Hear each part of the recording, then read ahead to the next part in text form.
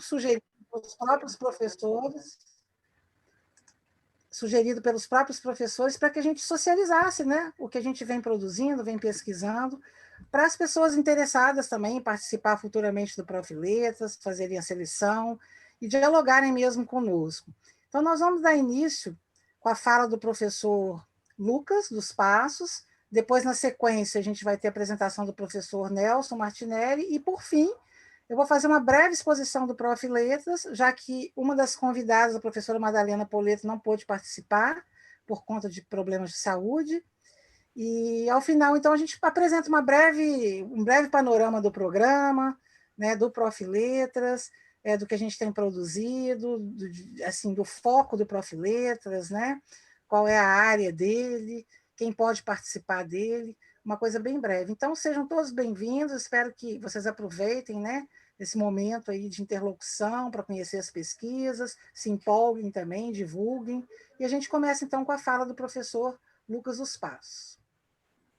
Obrigado, Letícia, pela apresentação, a introdução à mesa e também pelo convite, a oportunidade de participar aqui da jornada de integração dentro do simpósio de pós-graduação, que é um dos eventos envolvidos na jornada de integração. É a primeira vez que eu participo da jornada de integração, fico bastante contente de poder comentar as pesquisas que eu já venho desenvolvendo há 9 anos aqui na instituição, formalmente. Embora meus alunos de iniciação científica já venham apresentando há uns 3, 4 anos, desde que a jornada começou a envolver também as apresentações de iniciação científica. Enfim, de todo modo, fico bastante satisfeito de poder compartilhar, como você bem disse, né, poder compartilhar as pesquisas que venho realizando no âmbito do IFES e tocando em especial ao programa de pós-graduação mestrado profissional em letras. Eu preparei aqui uma apresentação para orientar a minha fala, para não falar muito livremente, e eu vou compartilhar a tela. Espero que vocês já estejam visualizando a tela com a apresentação de slides. Eu acredito que sim. Sim, está aparecendo. Perfeito, Letícia. Obrigado. Então, eu coloquei assim, como precisava dar um título para a apresentação, o título do grupo de pesquisa fundado em 2018, cadastrado em 2020, que vai ser um dos pontos de culminância da minha fala. E, a partir deste ponto, eu vou derivar especialmente para o que ele representa, digamos assim, em relação às minhas atividades como orientador, como professor dentro do Prof. Letras.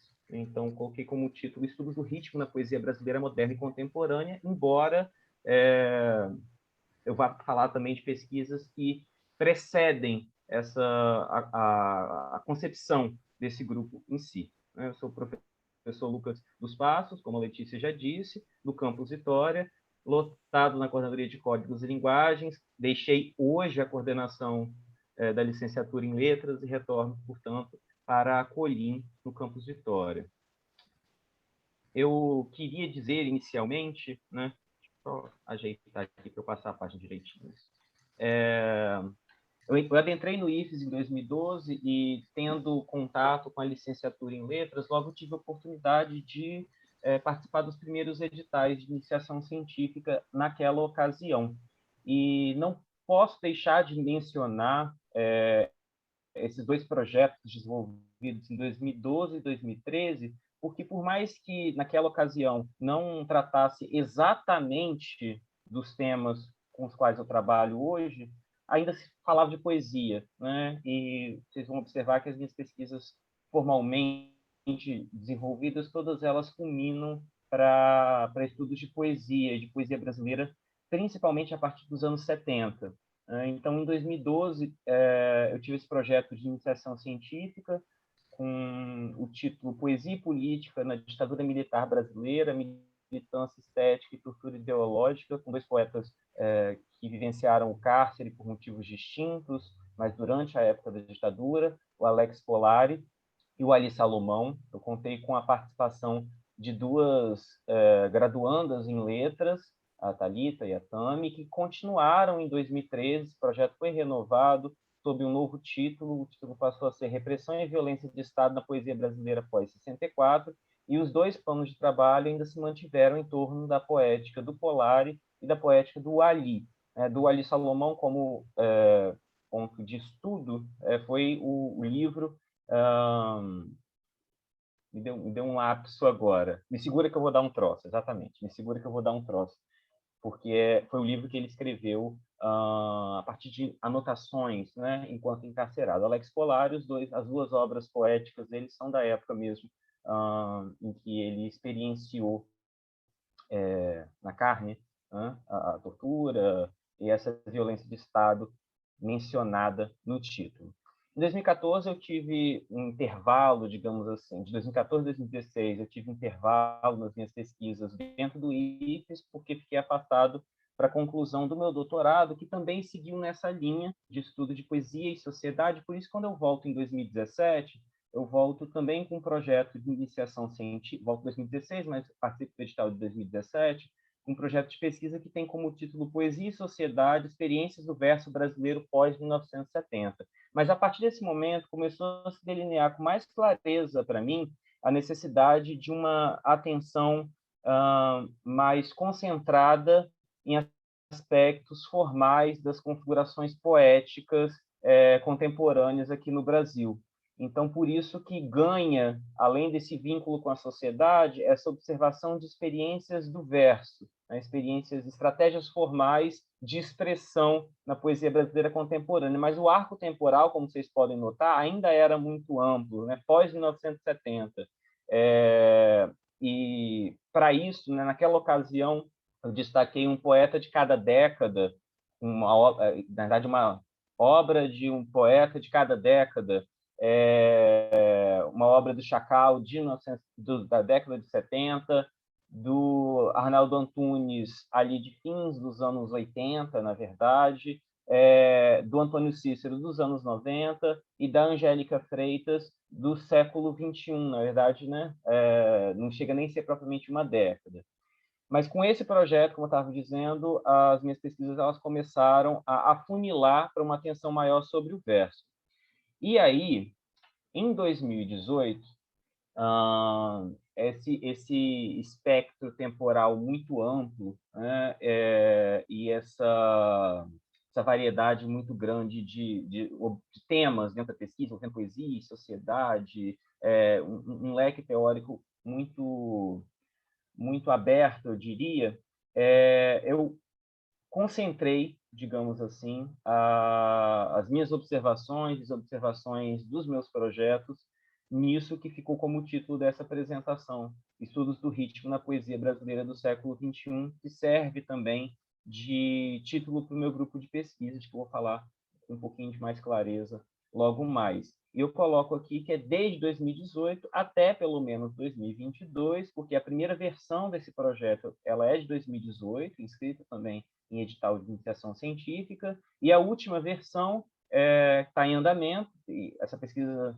que tem essa última versão se iniciou em agosto deste ano, e ela está aprovada para ser desenvolvida até julho do ano que vem. Mas, evidentemente, ali quando se abrem os editais de iniciação científica no primeiro semestre, eu vou buscar mais uma vez a renovação desse projeto, com mais alunos pesquisadores, com mais planos de trabalho, porque com esse título, Estudos do Ritmo na Poesia Brasileira no século XXI, vocês imaginam que o recorte ele seja um recorte sempre crescente, né? A gente ainda está no século XXI, vai continuar no século XXI por boas décadas ainda, então eu costumo dizer que é uma pesquisa que é quase como se fosse um projeto de vida, né? Ter várias edições e ter vários redimensionamentos, reconfigurações, os deveres próprios da atividade de pesquisa. Então, tem essa perspectiva, mas uma perspectiva concentrada, como eu vinha dizendo, em aspectos de natureza mais formal. Mais cedo, duas orientandas de IC que encerraram seus planos de trabalho em julho apresentaram na jornada de IC, e um dos avaliadores até comentou: vocês são uma espécie de resistência nos estudos literários hoje, por se concentrarem especificamente nas configurações do verso, questões de versificação, de métrica, de ritmo, enfim, porque a gente sabe que esses são temas que vieram sendo substituídos por outros temas. Mas eu acredito que, aí que vem a questão, acredito que, ao passar daquelas pesquisas que tematizavam a relação entre poesia e ditadura, violência de Estado, repressão, depois que tratavam do elo entre a forma do poema e o entorno social, tratar do verso não significa, depois dessas pesquisas, tratar especificamente do verso não significa desprestigiar a observação contextual e também não significa abandonar uma perspectiva ética, porque, e acho que isso fica muito claro quando a gente começa a tocar o ambiente educacional, porque a observação estética ela pressupõe também uma dimensão ética, né? Uma dimensão de formação humana, de formação do indivíduo. Então, aspectos sociais não deixam de estar entranhados nos estudos desses detalhes mínimos, podem parecer mínimos, mas que são, na verdade, representações bastante expressivas de questões de natureza mais ampla, porque por mais que a pesquisa ela tenha essa percepção, repito, aparentemente bastante concentrada no aspecto formal do poema, quando um aluno, um pesquisador, ou eu, por hora, coordenador desse projeto, tocamos um poema, do aspecto formal que a gente destaca, a gente consegue acessar muitas frentes, né? Então, é uma questão de prestigiar a forma como médium, por excelência, de sedimentação de questões, inclusive, de natureza ética, de natureza social. E aí as vozes falam por meio dessas formas. Bem, mas nesse período, então, de 2018 até este projeto que está em andamento, a gente já teve como poetas estudados Alcides Vilaça, Ana Martins Marques, Angélica Freitas, Antônio Cícero, Arnaldo Antunes, Carlito Azevedo, Eucanaã Ferraz, Glauco Matoso, Paulo Henriques Brito, Ricardo Aleixo e Valdo Mota. Como eu disse, é um conjunto de nomes sempre crescente, e esses poetas eles são sempre escolhidos para cada edição do projeto, para cada plano de trabalho ele envolve um poeta, e cada plano de trabalho ele envolve um meio de expressão poética específico. Por exemplo, Ana Martins Marques, que foi da edição anterior do projeto, participou, né, teve plano de trabalho a ela dedicado na edição anterior do projeto, ela é um exemplar, digamos assim, de poesia de verso livre, assim como a Angélica Freitas, que foi de uma edição anterior. O Antônio Cícero, por outro lado, a aluna que até apresentou hoje mais cedo, Ana Carolina de Oliveira Santana, ela estuda especificamente a questão do verso octossílabo, estudou até meados desse ano o verso octossílabo, agora está estudando o eneassílabo. Arnaldo Antunes trabalhando com a perspectiva da expressão verbo visual, porque não é porque estamos falando de estudo formal do poema, estudo do ritmo, que a gente desprestigia também as concepções visuais do ritmo, inclusive no que isso representa em performances de natureza musical, como é uma característica da obra do Arnaldo. Mas ela trabalhou especificamente, a aluna que estudou a poesia do Arnaldo até o momento, trabalha especificamente um poema de um livro dele de 2010, o NDA, pensando nessa configuração rítmica vinculada a um aspecto visual. Com a obra do Carlito Azevedo, trabalhamos, por outro lado, a poesia em prosa, o poema em prosa. Então, também estudos, experiências formais do ritmo na prosa poética. Né? Esse também foi um elemento destacado e que volta a ser destacado, que o Carlito ele teve a atenção num plano de trabalho do ano retrasado e volta agora num livro dele mais recente a receber uma pesquisadora a ele dedicada. O Eucanaã Ferraz, também um poeta que produz em versos livres, mas com Eucanaã, o aluno que está desenvolvendo o plano de trabalho agora, ele vai pensar a questão rítmica das estrofes de dois versos, ou seja, dos dísticos, que são marca de boa parte da poética do Eucanaã Ferraz, Glauco Matoso e o Paulo Henriques Brito como poetas que usaram e utilizam o verso decassílabo por predileção, embora com temas diversos, mas os dois cultores e grandes produtores de sonetos, Glauco, recordista mundial em produção de sonetos, o Ricardo Aleixo, ele se ajunta ao Arnaldo Antunes como poeta que representa, digamos assim, um dos expoentes de um uso especial do ritmo na poesia verbo e vocal visual, e o Valdo Mota, poeta aqui do Espírito Santo, ele teve também num plano de trabalho que nele destacou, no seu último livro, Terra Sem Mal, destacou as experiências em torno do verso de 7 sílabas, da redondilha maior, portanto, em conexão com a poesia de matriz indígena, das religiões indígenas, com as quais o Valdo dialoga bastante neste livro que eu citei há pouco. Enfim, ao todo, 11 planos de trabalho já foram desenvolvidos e 4 estão em execução no momento. E desses planos de trabalho já desenvolvidos, a gente já teve também 6 trabalhos de conclusão de curso realizados no âmbito da licenciatura em letras presencial do IFES, que derivaram desta pesquisa.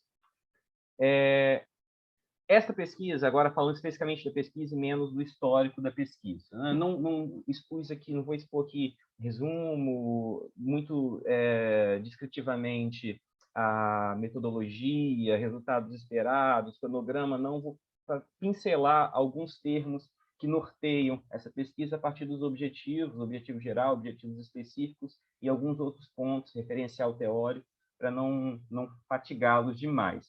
Enfim, essa pesquisa, para voltar a uma exposição mais genérica dela, tem como objetivo geral, essa pesquisa que se iniciou em 2018, tem como objetivo geral elaborar um panorama das construções rítmicas do verso e das outras estratégias formais da poesia brasileira contemporânea.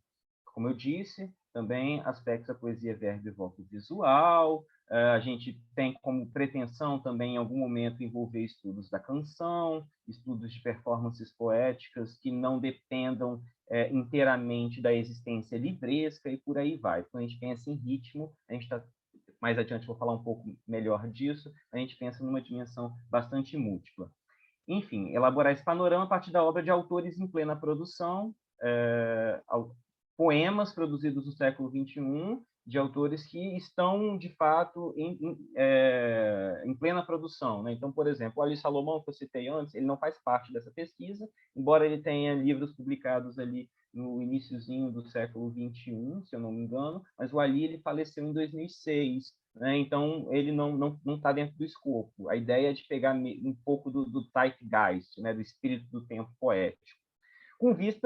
Tudo isso com vistas à criação de material bibliográfico para o estudo formal da poesia brasileira contemporânea nos cursos de letras e servindo de apoio também para o professor do ensino básico. A ideia é de, a partir dessa pesquisa, desenvolver uma espécie de produto educacional que atue para a formação inicial e também para a formação continuada do profissional de letras, do professor de língua portuguesa e literaturas de língua portuguesa. Essa é uma das pretensões. Né? Então, é uma pesquisa que vive em eterno devir, mas que vai justamente tendo nessas várias edições um acúmulo de propostas de análise, de leitura, que chamam a atenção para aspectos formais do poema. Os objetivos específicos que se alinham sobre esse objetivo geral, portanto, são estudar as teorias do verso e do ritmo, inclusive da prosa, em manuais de versificação e demais trabalhos panorâmicos de estudos de poética, colocar em perspectiva crítica dados da poesia brasileira contemporânea e ainda vozes da fortuna crítica a ela dedicadas, analisar em seus meandros formais poemas dos autores selecionados para pesquisa e produzir, a partir das análises formais desses poemas destacados, um material bibliográfico gratuito, um e-book, com fins didáticos, para o estudo formal da poesia brasileira contemporânea, que eu tenho sempre que fazer um meia-culpa, porque se ainda não foi publicado, é porque eu, de fato, estou em atraso na organização desse material, mas agora, saindo da coordenação da licenciatura, eu acho que eu consigo me dedicar um pouquinho a isso. Toda vez que as alunas apresentam, os alunos e os alunos apresentam na jornada de iniciação científica, os avaliadores perguntam, e a publicação, a gente quer ver essa publicação. Para o ano que vem sai. E, por último, elaborar, junto a esses outros objetivos, elaborar um panorama teórico das estratégias formais de construção da poesia brasileira contemporânea. Como referencial teórico, a gente tem um leque muito amplo de nomes também, aqui eu vou apresentar apenas alguns deles. A gente inicia, isso está, digamos assim, na medula do projeto, a partir de uma observação sobre a crítica literária brasileira contemporânea. Eu citei aqui 2 textos da Leila Perrone Moisés, em que ela destaca justamente esse desprestígio do estudo do signo linguístico dentro da poesia, do significante, como ela chama, em busca de uma análise muito mais conteudística, né? O Jaime Ginsburg, ele também comenta um pouco a respeito de questões que envolvem o ensino de literatura no ambiente universitário, mas a gente pode pensar nisso de maneira mais geral também, e estudos do Hilbert Salgueiro, professor da UFES, que tematizam também como vem se dando a crítica literária na nossa academia, e também a produção poética que vive sob os olhos dessa crítica literária. Aqui eu poderia juntar também o Luiz Costa Lima, no artigo citado pelo Hilbert Salgueiro, que comenta justamente o fato de haver muita... esqueci agora a expressão que ele usa, acho que é muito juiz e pouco juízo na avaliação da poesia brasileira contemporânea. Enfim, a partir desse panorama de leitura especializada a respeito da poesia brasileira contemporânea, destaco, né, exatamente esse ponto em que atua o meu projeto junto com os meus orientandos. A gente passa também por questões da historiografia da poesia brasileira contemporânea, o estudo do Fábio Andrade, da Célia Pedrosa, do Marcos Ciscar, mas muitos outros nomes nos ajudam a rastrear e a configurar minimamente assim um panorama da produção poética brasileira no século XXI, mas também um pouquinho antes. De igual modo, a gente também dispõe de um numeroso referencial composto por tratados de versificação e estudos do verso. Eu citei aqui a teoria do verso do Rogério Chauciai, o tratado de versificação do Glauco Matoso, o Ritmo e Poesia, que também é um trabalho de estudo de versificação do Cavalcante e Proença, também o manual do Manuel Said Ali, enfim. Mas uma coisa que a gente sempre reforça é que esses tratados, esses manuais, e a esses se ajuntam muitos outros, como eu disse, eles, em geral, são bastante antigos. Tirando o do Glauco, que é mais recente, o Said Ali, que está com a data de 2010, na verdade, é um trabalho editado em 2010, mas muito anterior também. Esses tratados, eles, digamos assim, tiveram muita força até um pouquinho depois da primeira metade do século XX. Em geral, esses trabalhos eles se voltam para o estudo de poemas produzidos do modernismo para trás. Então, falta, mesmo do ponto de vista dos especialistas que construíram essas teorias do verso, falta uma observação sobre a poesia mais recente, produzida aqui no Brasil. Isso significa, essa falta dessa observação, significa que esses tratados muitas vezes são insuficientes, e talvez isso também tenha a ver com esse desprestígio que a Leila Perrone Moisés destacou no cenário da crítica literária brasileira contemporânea. Para tratar, né, do estudo formal que a gente faz, a gente, porém, não fica simplesmente, como pode parecer, contando sílaba, né, fazendo metrificação. Então, a gente tenta vincular isso a um aspecto rítmico que é profundamente orgânico e que lida muito mais com o que está lá no título de um dos livros de poemas da Haroldo de Campos, na educação dos nossos 5 sentidos. Então, tem muito a ver com essa ideia de uma percepção sensível a respeito daquele material formal ali, elaborado pelo poema, a concretude do poema. E a teoria, uma das teorias que nos fundamentam a perceber, a essa percepção, né, a tentar estudar como se dá essa percepção, como que se produz nessa fricção entre leitor e poema, como é que se produz essa circunstância rítmica, que é aquela que a gente tenta aprender e teorizar, a gente se pauta na semiótica do poema, mas não uma semiótica de matriz francesa, digamos assim.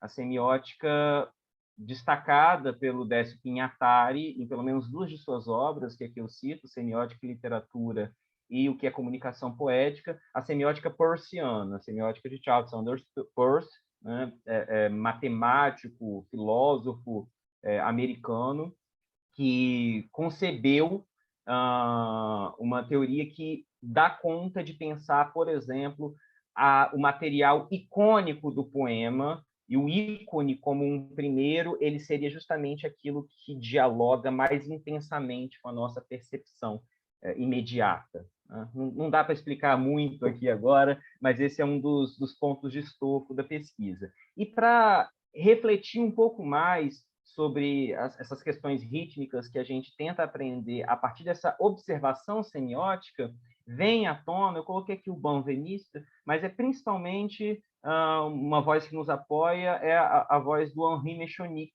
que tem uma verdadeira poética do ritmo, uma obra dedicada ao estudo do ritmo, mas não apenas do ponto de vista da concepção formal ali do verso, não. Ele pensa o ritmo a partir do Benveniste, inclusive, a partir de um trabalho do Benveniste, como uma forma de fluir do sujeito na linguagem. Então, a gente começa a trabalhar e a pensar a própria circunstância poética a partir dessa natureza rítmica que, na verdade, é a fluição, é a realização de um sujeito via linguagem. Né? Então, esse foi um ponto de encontro muito importante desse projeto, teoricamente, para concatenar a análise desses poemas a, como eu disse, né, esse aspecto subjetivo, histórico, ético, essa dimensão que as nossas pesquisas, de maneira alguma,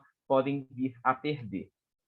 E aí eu passo, de fato, aos desdobramentos desse projeto iniciado em 2018 para culminar no que toca especialmente ao âmbito do Prof. Letras. Em 2020, no ano passado, ele foi cadastrado, esse grupo de pesquisa, que, na verdade, foi fundado em 2018, então a sua data de fundação é 2018, embora seu cadastramento seja de 2020. E ele ganhou esse título, Grupo de Pesquisa de Estudos do Ritmo na Poesia Brasileira Moderna e Contemporânea. Vejam que eu ampliei um pouco o compasso aqui, mas já explico por quê. Esse grupo de pesquisa foi cadastrado no CNPq pela nossa diretoria de pesquisa, tem aqui o link com espelhos, depois, o espelho do grupo, se depois vocês quiserem ver. O grupo foi fundado em 2018, mas o cadastramento só aconteceu em 2020, exatamente para que já houvesse uma estrada percorrida de publicações e discussões, que o grupo, de fato, já tivesse algum corpo teórico, né, e um corpo de produção, que, inclusive, é um dos detalhes pedidos, porque muitas vezes a gente funda um grupo de pesquisa e aí ele não vai adiante, aí fica aquele cadastro lá meio perdido. Então, depois de ter, digamos assim, uma estrada percorrida, ele foi cadastrado e ele tem como resumo isso aqui descrito. O Grupo de Estudos do Ritmo na Poesia Brasileira Moderna e Contemporânea reúne pesquisadores da licenciatura em Letras, de Iniciação Científica e TCC, e do mestrado profissional em Letras, ambos do IFES, Campus Vitória, dedicados à pesquisa de... Aí, quando eu falo licenciatura em Letras, é tanto a modalidade presencial quanto na modalidade EAD. Hoje o grupo tem pelo menos 2 alunas da EAD. Dedicados à pesquisa de teorias do verso e do ritmo, inclusive o ritmo verbo e voco visual em manuais de versificação, ensaios filosóficos, demais trabalhos panorâmicos de estudo texto poético, reflexões da crítica especializada, relações entre os meandros formais dessa poesia e seu aspecto social, e também estratégias para abordagem no contexto da sala de aula de poemas produzidos no Brasil, do modernismo à contemporaneidade. Então, esse grupo de pesquisa ele tem 2 linhas. Uma delas eu meio que já apresentei, que é a pesquisa que eu desenvolvo desde 2018 por meio dos projetos de iniciação científica e da minha produção também ensaística e crítica, que é essa linha Formas do Ritmo na Poesia Brasileira do século XXI, e essa outra linha de pesquisa é aquela que já envolveu alguns pesquisadores que cursaram o mestrado profissional em letras. Hoje, o único trabalho que eu oriento não é na área de poesia, mas, enfim, como a Letícia disse, até para dar publicidade ao que a gente costuma desenvolver em termos de projeto, imagino que futuramente venha a receber algum projeto para ser orientado que trabalhe com poesia, e aí se inseriria exatamente nessa linha, que tem como pressuposto elaborar mecanismos de leitura e abordagem no contexto do ensino básico da produção poética nacional moderna e contemporânea, isto é, do modernismo à atualidade, compreendendo, além do verso livre modernista, da produção verbo-visual dos poetas concretos, do lirismo da geração mimeógrafa e da metrificação tradicional, outras modalidades de poesia, como a canção popular, o rap e o slam. A gente já teve trabalhos que envolveram, né, a canção popular dentro do sarau, o slam, o rap, além desses outros poetas, esses outros trabalhos que envolveram estudos poéticos mais tradicionais.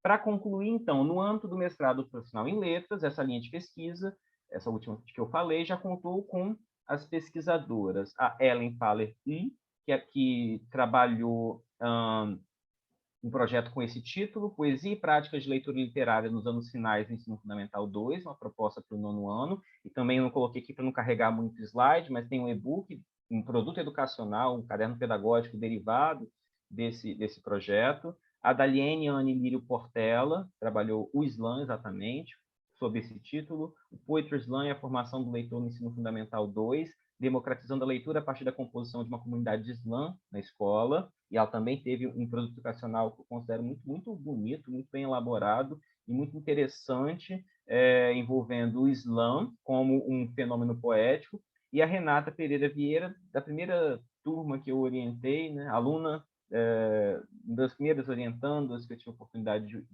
com quem eu tive oportunidade de trabalhar, e a Renata, ela trabalhou o sarau literário, o texto poético no sarau literário, sob esse título, Como Trabalhar o Texto Poético por meio de sarau literário com alunos do Ensino Fundamental 2, e ela também teve um produto educacional derivado dessa pesquisa.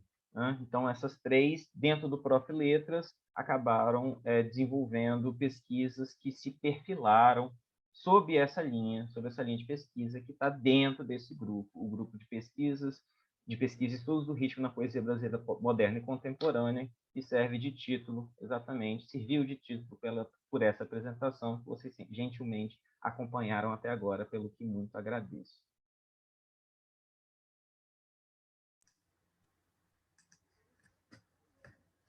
Bom, Lucas, a gente é que agradece. É sempre bom, né, conhecer também essas outras perspectivas de estudo, de produção, porque às vezes a gente imagina, né, que o orientador ou o professor que trabalha com uma disciplina com a gente pesquisa exatamente aquela disciplina, ou pesquisa exatamente o que ele orienta. E é muito bom ampliar, né, essa perspectiva mesmo, até porque tem as questões mesmo de divulgação, um colega que pergunta, alguém que pergunta, né? Então é sempre interessante. A gente vê que é um trabalho de fôlego, né? Que os pesquisadores da área de letras no IFES, eles não brincam em serviço mesmo, né? Há anos pesquisando e produzindo e participando dos espaços que a instituição coloca disponibiliza para a gente apresentar. Isso é muito bom. Estavam as meninas apresentaram iniciação científica, e o mais importante é que é um trabalho, um movimento que vem lá da base, né? Porque eu acredito muito em iniciação científica mesmo. A vida acabou me levando por outros caminhos, agora que me distanciaram um pouco desse trabalho de base, mas eu fiz vários em Guarapari, onde eu trabalhei, e foram pesquisas muito interessantes, né, de iniciação científica, tanto no ensino médio quanto na graduação. Já orientei nos Isso que é dois legal, no ensino básico também, né? Iniciação o ensino científica básico é júnior. bom porque o IFES é assim, né? O diferencial do IFES é esse, essa perspectiva de verticalização, de crescimento intelectual e acadêmico dentro da própria instituição, desde a base. Então, a gente agradece, a gente vai deixar para as perguntas abrir um espaço ao final, ou o que você sugere? Vocês acham que é melhor terminar uma fala e já ter algum diálogo? Para mim, fica tranquilo também. Eu concordo com você, eu sempre acho melhor no final. Melhor, né?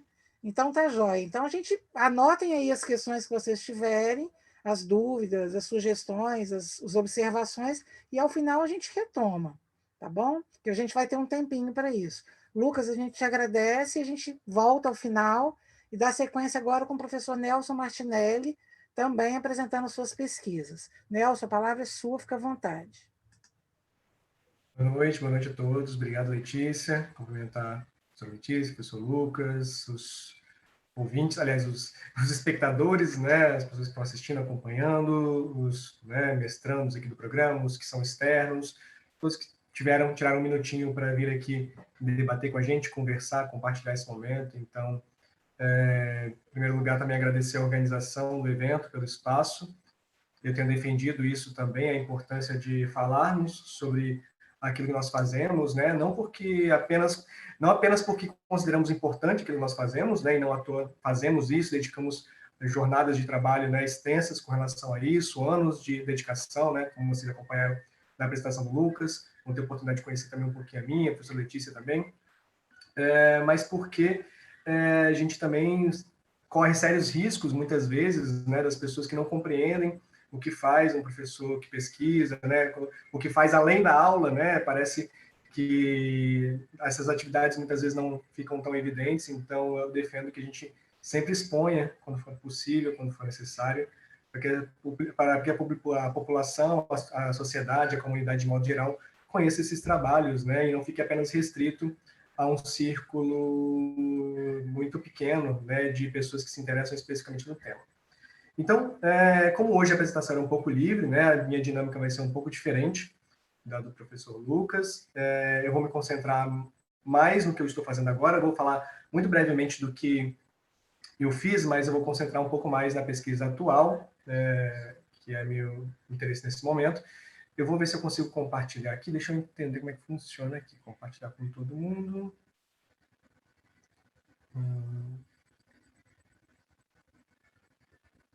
Acho que é isso, né? Compartilho aqui. Se eu compartilhar o PowerPoint, eu consigo colocar ele inteiro.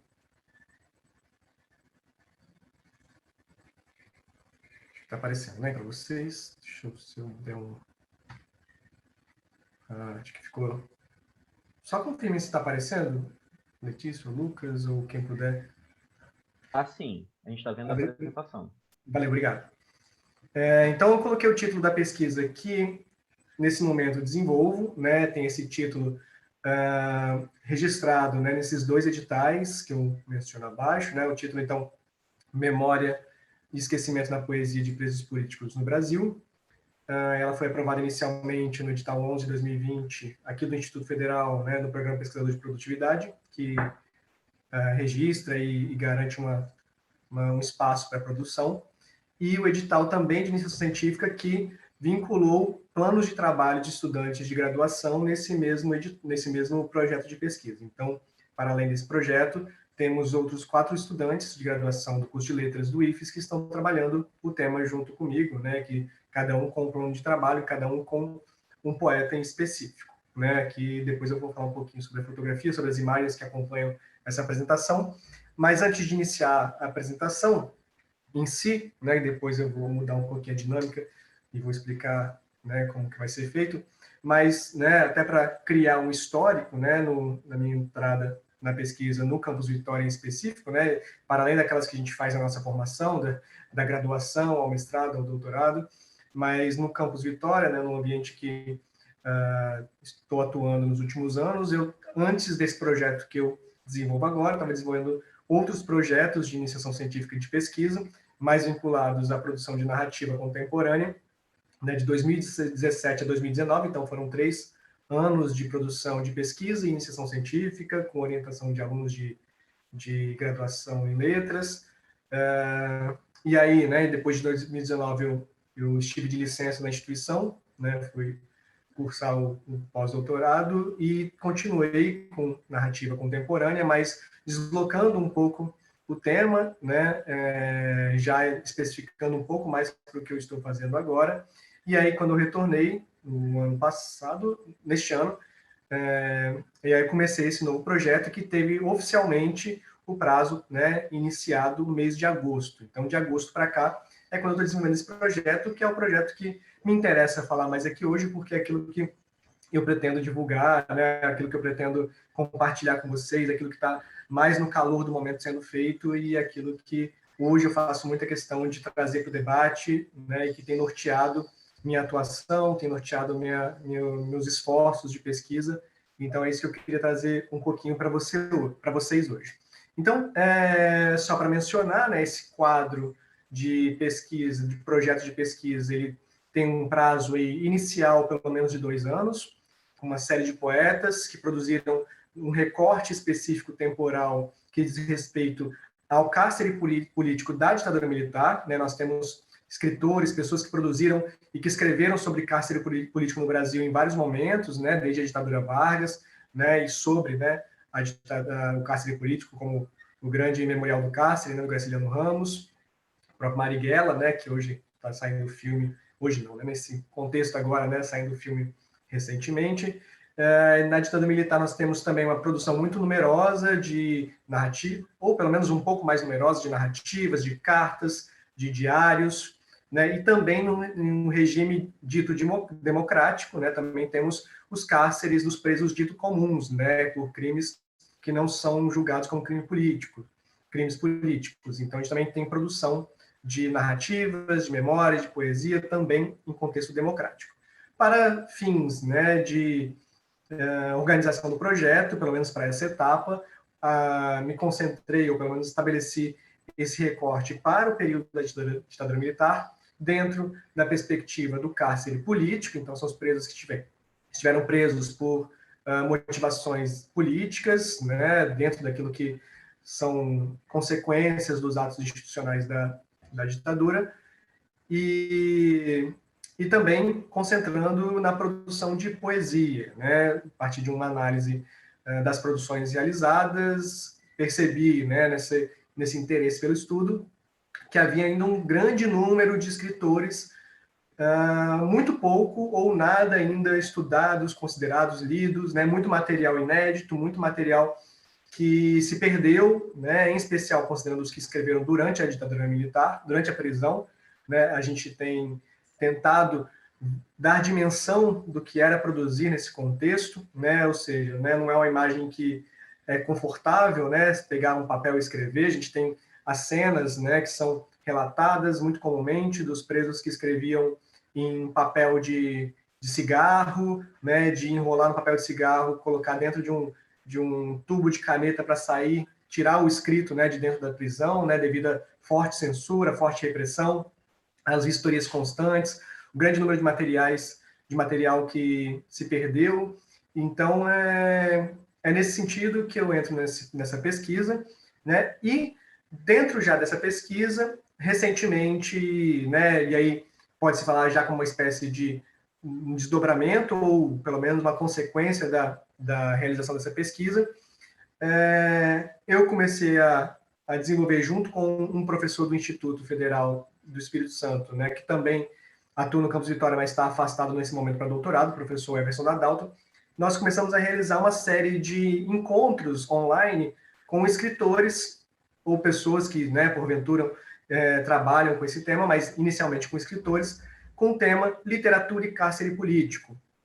Né? Então, nós realizamos em agosto ainda, né, no primeiro mês, já o primeiro encontro com um grande poeta, assim, né, dessa marca, né, geracional de presos políticos, o Pedro Thier, né, muito conhecido por quem se interessa nesse tema, mas que nós temos julgado, né, e aí essa conversa que teve um resultado para nós, né, muito expressivo, muito encorajador, porque na transmissão online, né, a gente não tem muita dimensão de quantos estão participando efetivamente, mas nós fizemos o registro dos participantes, então a gente teve gente de vários lugares do Brasil, de várias instituições, da FURG, da UFT, Unifap, UFPE, o FMA, enfim, o FRJ, uma série de instituições com professores importantes também na área de pesquisa em poesia, como Alberto Pucheu, a Luciana Coronel, da FURG, a Deise Brigantini, que é a diretora da revista Cult. Então, uma série de pessoas que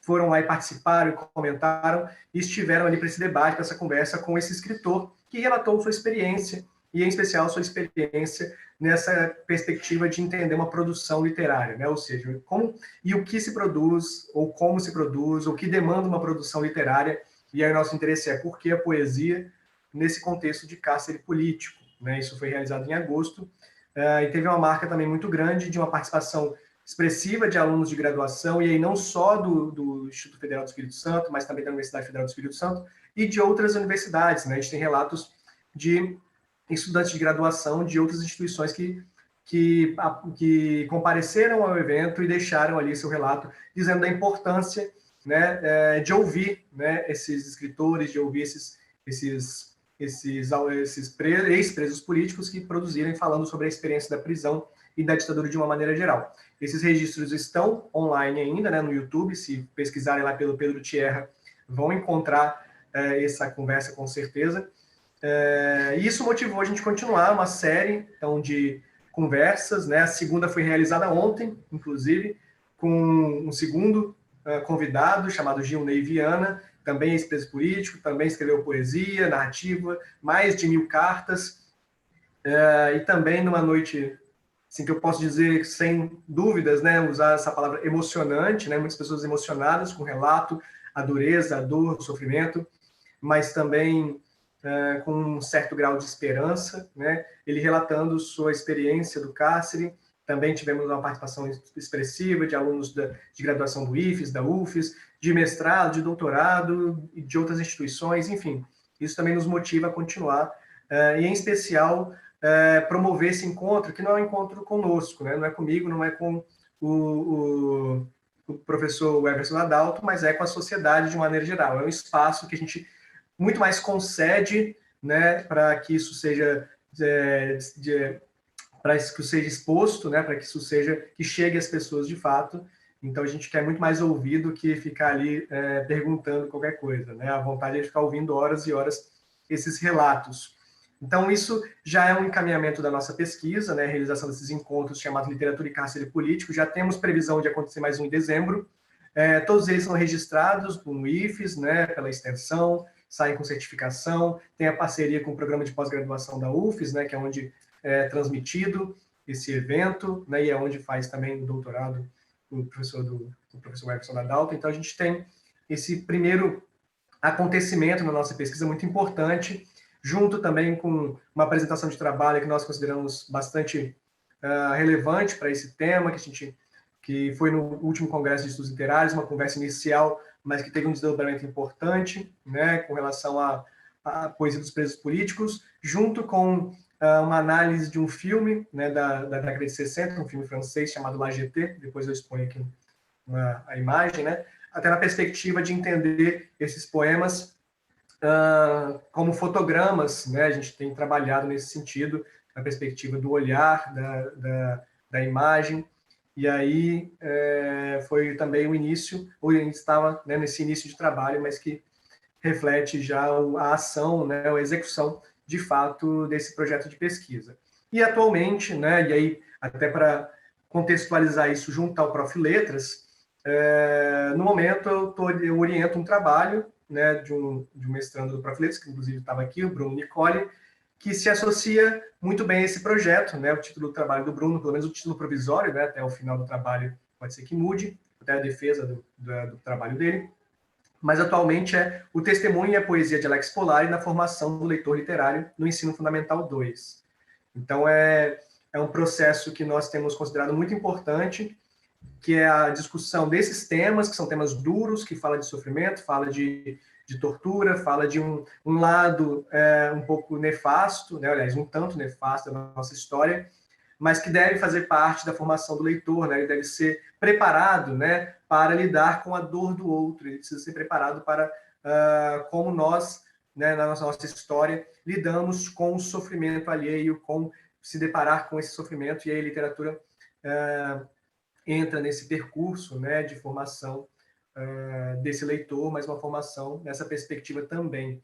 Então, o Alex Polari, que inclusive é um poeta estudado pelo Bruno, né, está nessa foto. Essa foto é de uma das muitas greves de fome realizadas ao longo da ditadura militar, todas elas mobilizadas por uma série de questões, como direitos humanos mais básicos, né, para os presos, né, que a gente sabe pela ocorrência de torturas, não só física, mas psicológica, até pelo reconhecimento da condição de presos políticos. Então, foi realizada uma série de ações com greve de fome.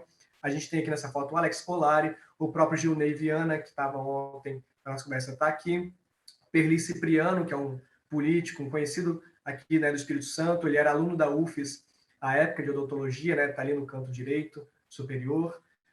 que organizou um livro junto com Gilney Viviana, então também faz parte do cenário capixaba, né, do Espírito Santo, que a gente sabe também que foi palco de tortura, palco de perseguição, palco de violência e autoritarismo durante a ditadura militar.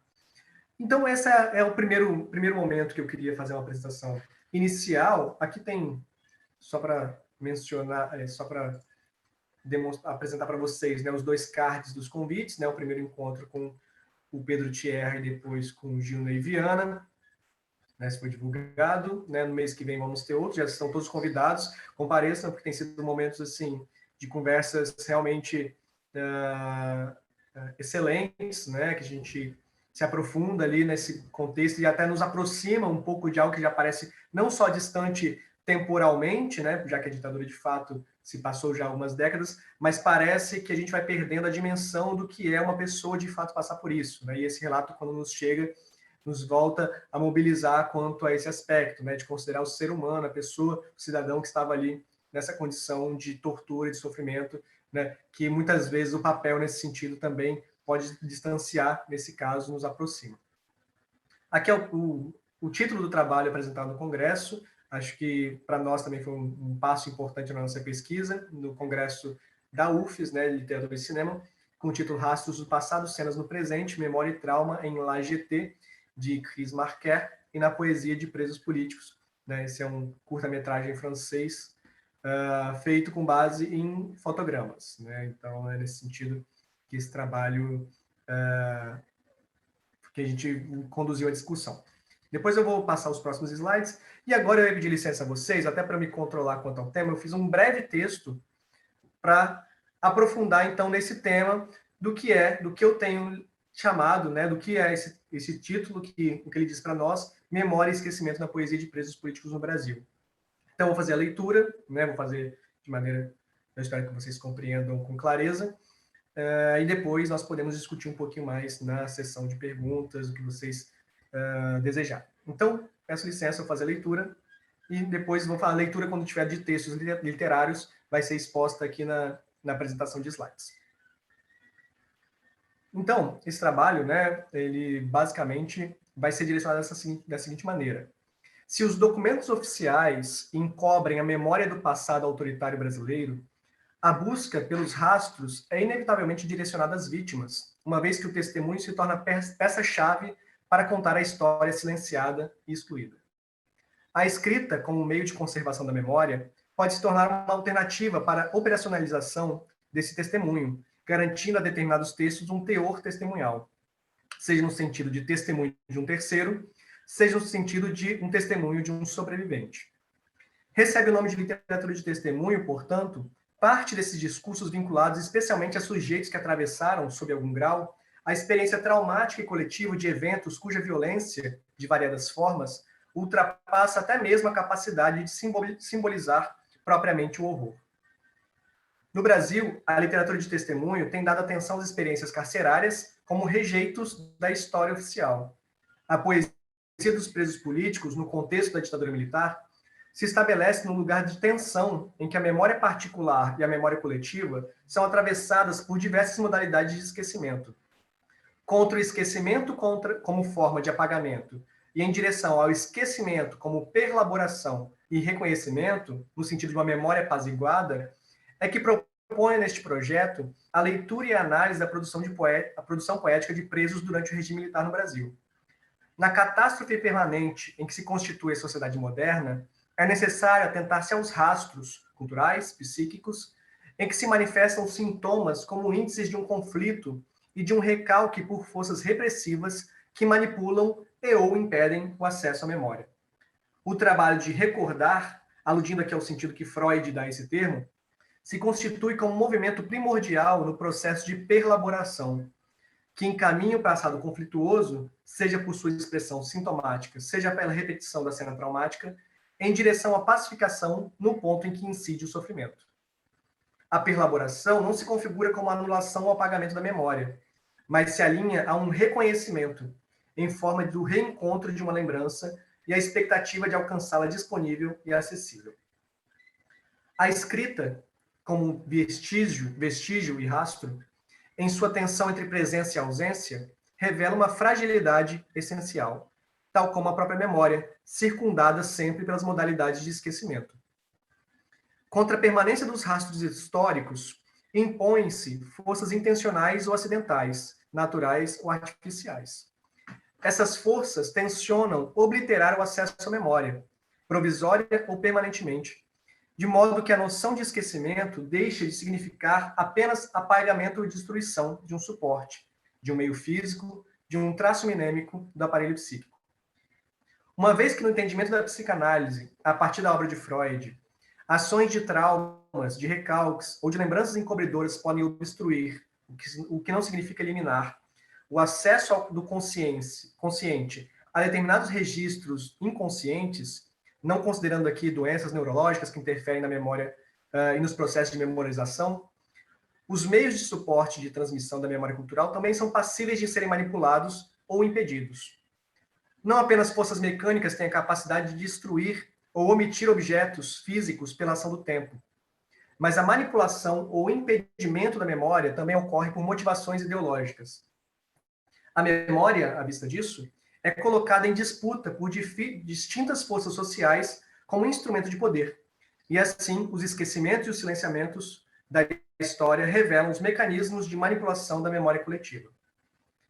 Na medida em que, num determinado viés, o esquecimento comum segue o destino da memória feliz e está do mesmo lado silencioso da memória comum, salvo nos casos de disfunções no terreno da clínica e da patologia, marcando a persistência do rastro que se revela por meio de um reconhecimento, em outra mão, há modalidades de esquecimento que se deslocam para a esfera dos abusos da memória, como obstáculos para a rememoração, constituindo o que Paul Ricoeur, né, o pensador contemporâneo, chama de memória impedida.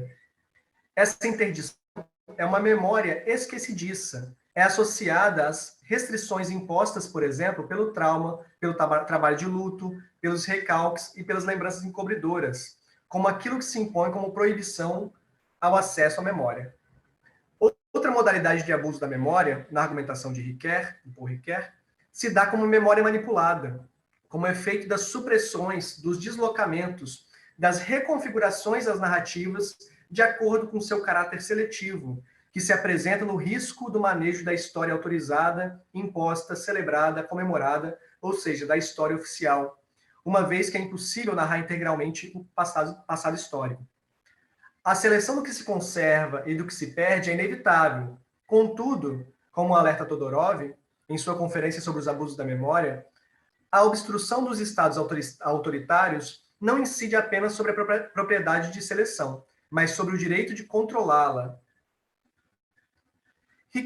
Paul Ricoeur, ainda se dedica à análise da anistia em sua relação à memória, com uma terceira modalidade, o esquecimento comandado, localizado na fronteira entre o esquecimento e o perdão. Mesmo em que seu objetivo, a anistia, busque a reconciliação da sociedade, na prática, trata-se mesmo de um esquecimento jurídico limitado, embora de vasto alcance, na medida em que a cessação dos processos equivale a apagar a memória em sua expressão de atestação e a dizer que nada aconteceu, como uma amnésia comandada, tocando aqui na raiz etimológica que interliga ou que conecta, né, anistia e amnésia. Se pensarmos no fim da ditadura no Brasil, orquestrado pelos próprios militares, veremos que a Lei 6.683, de agosto de 79, conhecida como a Lei de Anistia, tornou-se um fator decisivo para a maneira como os fatos seriam rememorados após a abertura política. Ao garantir a anistia ampla, geral e restrita, não se realizou, entre aspas, isso, né? A gente sabe que não foi desse jeito. Ontem mesmo o Gilney Viana, né, estava falando sobre os problemas da anistia. Nós sabemos, né, que não foi nem ampla, nem geral e nem restrita, né? Foi restrita aos militares, né, e concentrou-se apenas no perdão aos crimes cometidos pelo próprio Estado. Então, nessa anistia, não se realizou a reconciliação da sociedade, mas conduziu-se a uma amnésia comandada, na medida em que, ao mesmo tempo em que libertava as vítimas das condenações políticas, também blindava os agentes responsáveis pelos crimes, favorecendo a permanência no quadro político de indivíduos e estruturas diretamente envolvidos com as atrocidades cometidas pelo regime, numa viabilização da continuidade da velha na nova ordem. A anistia, sendo assim, atua como uma forma de esquecimento, como um recalque daquilo que não deve ser lembrado pela sociedade, encenando um ato que intenta magicamente apagar os rastros. Ainda que os relatos de sobreviventes da Shoah, né, os campos de concentração, né, nos campos de concentração nazista, sejam tomados como referência central na reflexão do testemunho, essa noção não se encerra no único conceito delimitado e foi alargada paulatinamente nos últimos anos, de maneira que não se produz um consenso entre pesquisadores. No Brasil, os estudos sobre literatura de testemunho se dedicam especialmente aos relatos de origem carcerária e ao autoritarismo do regime militar, com uma produção acadêmica crescente nas primeiras 2 décadas do século XXI. Apesar disso, nota-se que a poesia permanece como campo pouco explorado em comparação aos gêneros narrativos, autobiográficos em prosa, sinalizando a escassez de pesquisas que relacionam testemunho e poesia, ou pelo menos, né, o baixo número comparado a essas outras que se realizam no mesmo campo. Se podemos dizer que a poesia marginal recebe alguma atenção em seu viés poético-político, a poesia de presos políticos sofre um evidente apagamento, entre aspas, né? Porque, enfim, mesmo em casos contundentes, como a exemplo das obras de Alex Polari, em especial o livro Inventário de Cicatrizes, né, publicado em 78/79, e Camarim de Prisioneiros, em 1980, em que sua experiência prisional, dos 20 aos 29 anos, diante da violência do autoritarismo, se plasma como vômito, nas palavras dele, que evoca, cito agora entre aspas, a clandestinidade, a tortura, a morte, a prisão em forma poética. Agora eu vou citar um pequeno trecho do Alex Polari, né, do Camarim de Prisioneiro. As fotos que estão ao lado são do filme La GT, que eu mencionei agora há pouco, né, que está sendo desenvolvido também nessa pesquisa e tem a ver, enfim, com outros pontos de trabalho desse projeto. Então, Alex Polari diz: escrever nessas condições, mais que uma veleidade, era principalmente uma luta para continuar se expressando de alguma forma, sem nenhuma pretensão a mais que travar batalhas silenciosas e anônimas contra os carrascos. Cada poema que seguiu o destino foi contrabandeado ou burlou as revistas e transferências de prisão. Era uma pequena vitória. Uma vitória pequenina, desconhecida de todos, mas que assumia uma importância muito particular para mim: o direito de sentir, lembrar, ter ódio e seguir adiante. Para além da resistência física, psicológica, ideológica e política, os encarcerados também existia uma resistência poética, como indica Gilney Viana, nosso entrevistado de ontem, nosso convidado de ontem, né, que deu o seu relato, seu testemunho. Preso de 1970 a 1979. Estava conversando ontem, né, que muitas vezes a gente perde a dimensão do que é estar preso, né, praticamente 10 anos de vida, né, assim, uma parte desse grupo, né, grande parte desse grupo ficou preso por vários anos. Em cujo período, nesse período de prisão, Gilney Viana escreveu o livro 131D, Linhares, Memorial da Prisão Política, do qual derivou, com acréscimo de escritos avulsos da mesma época, o livro Poemas Quebrados do Cárcere. A literatura de testemunho, como no caso do Testemunho do Cárcere, põe em evidência o problema da representação do horror. E o poeta se dá conta disso ao constatar que, aí vou citar as palavras do Gilney Viana, não há poesia capaz de traduzir a crueldade das torturas físicas e psicológicas, nem o processo de destruição programada dos longos anos de cárcere. Eu recomendo vivamente, quem puder dispor, né, de 2 horas, que assista ao relato do Gilney Viana, que ele deixou, né, para nós ontem, está registrado no YouTube, um relato muito emocionante, né, muito duro, muito difícil de assimilar até, né, e ele diz, né, que por muito tempo ele não conseguiu falar sobre isso, agora ele consegue falar sobre a sua tortura, a tortura que sofreu, aliás, né, a violência, tudo aquilo que marcou sua vida de uma maneira que não tem como voltar atrás, né, isso marcou de uma maneira muito profunda.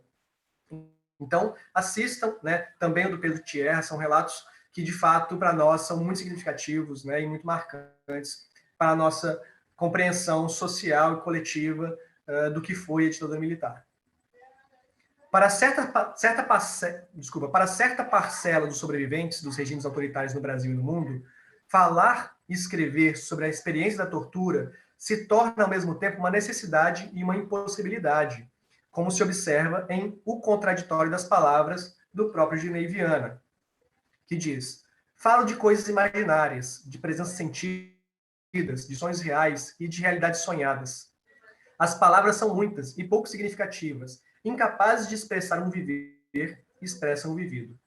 Essa compulsão por falar deve ser coisa de preso. No silêncio da cela, eu me pergunto, para que tantas palavras? O poema é um pouco mais longo, eu só recortei algumas estrofes por questão de tempo, para apresentar alguns poetas para vocês, mas minha indicação é sempre que possível, conheçam os poetas, conheçam os livros, né? Muitos a gente consegue encontrar na internet para o nosso acesso. Né? Então, é uma apresentação aqui breve, e por isso nós não vamos aprofundar em cada um dos poemas e cada um dos autores. Eu quero apenas dar um panorama para vocês desses autores, mas os trabalhos que vão ser desenvolvidos se aprofundam nos poemas especificamente. Em Tarefas Poéticas, Alex Polari evidencia que essa escrita não cumpre o papel cosmético diante do horror para fugir da barbárie. O Alex Polari diz, não se trata de embelezar a vida, trata-se de aprofundar o fosso. Fim de citação. Presa durante a ditadura, Lara de Lemos escreveu posteriormente o livro Inventário do Medo, publicado em 77, mas que relata sua experiência do cárcere. Dentre os poetas que estão agora no meu projeto de pesquisa com alunos de iniciação científica, os 4 poetas que estão nesse momento sendo pesquisados pelos alunos, apenas a Lara de Lemos é falecida, né? Mas por outros motivos, né? Não foi a época do cárcere, ela faleceu posteriormente, e os outros 3 que ainda estão vivos, entre tantos outros, né? Enfim, que escreveram a época da ditadura.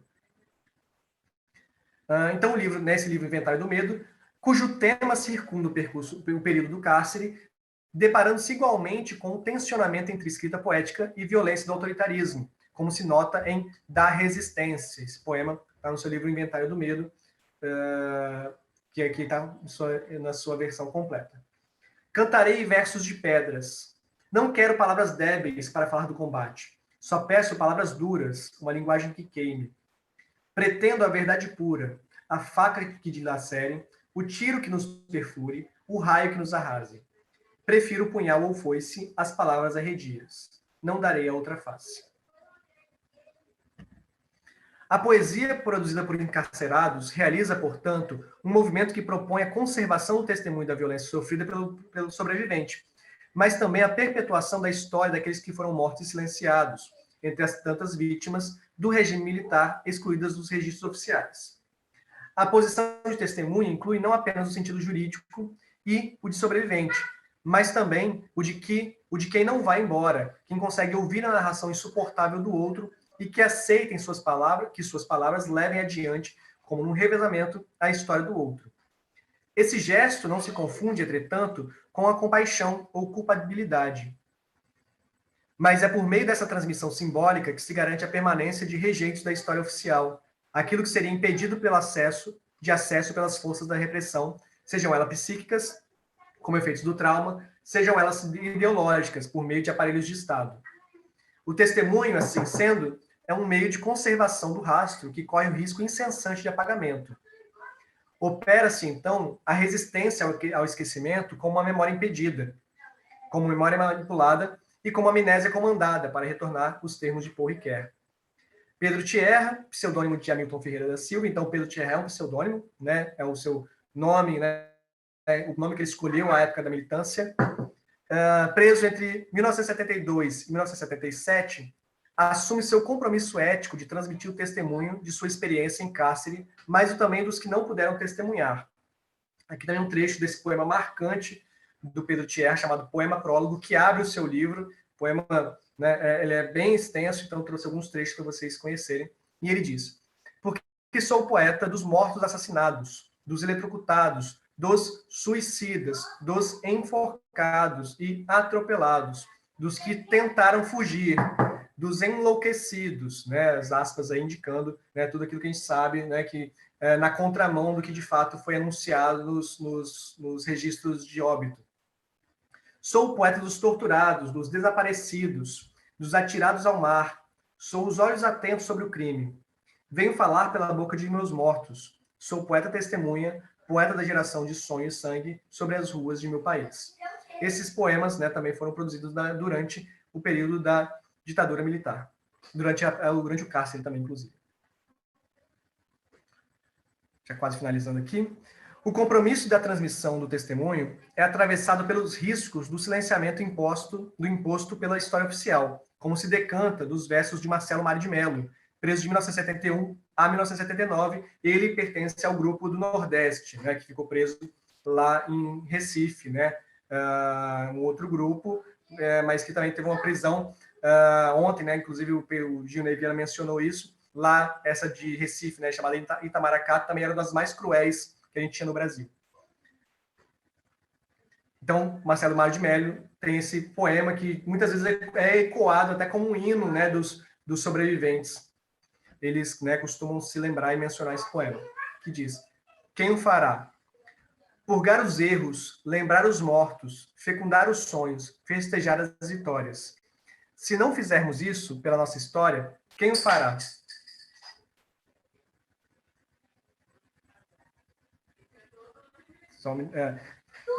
A impossibilidade de relatar adequadamente a barbárie que atravessa o problema da irrepresentação do trauma também se manifesta na escrita dos presos políticos, como no poema Palavra Sepultada, do Pedro Tierra, aqui também só um trechinho. Eu queria dizer-lhe muitas coisas, não há como fazê-lo. Na cela ao lado, um companheiro morto.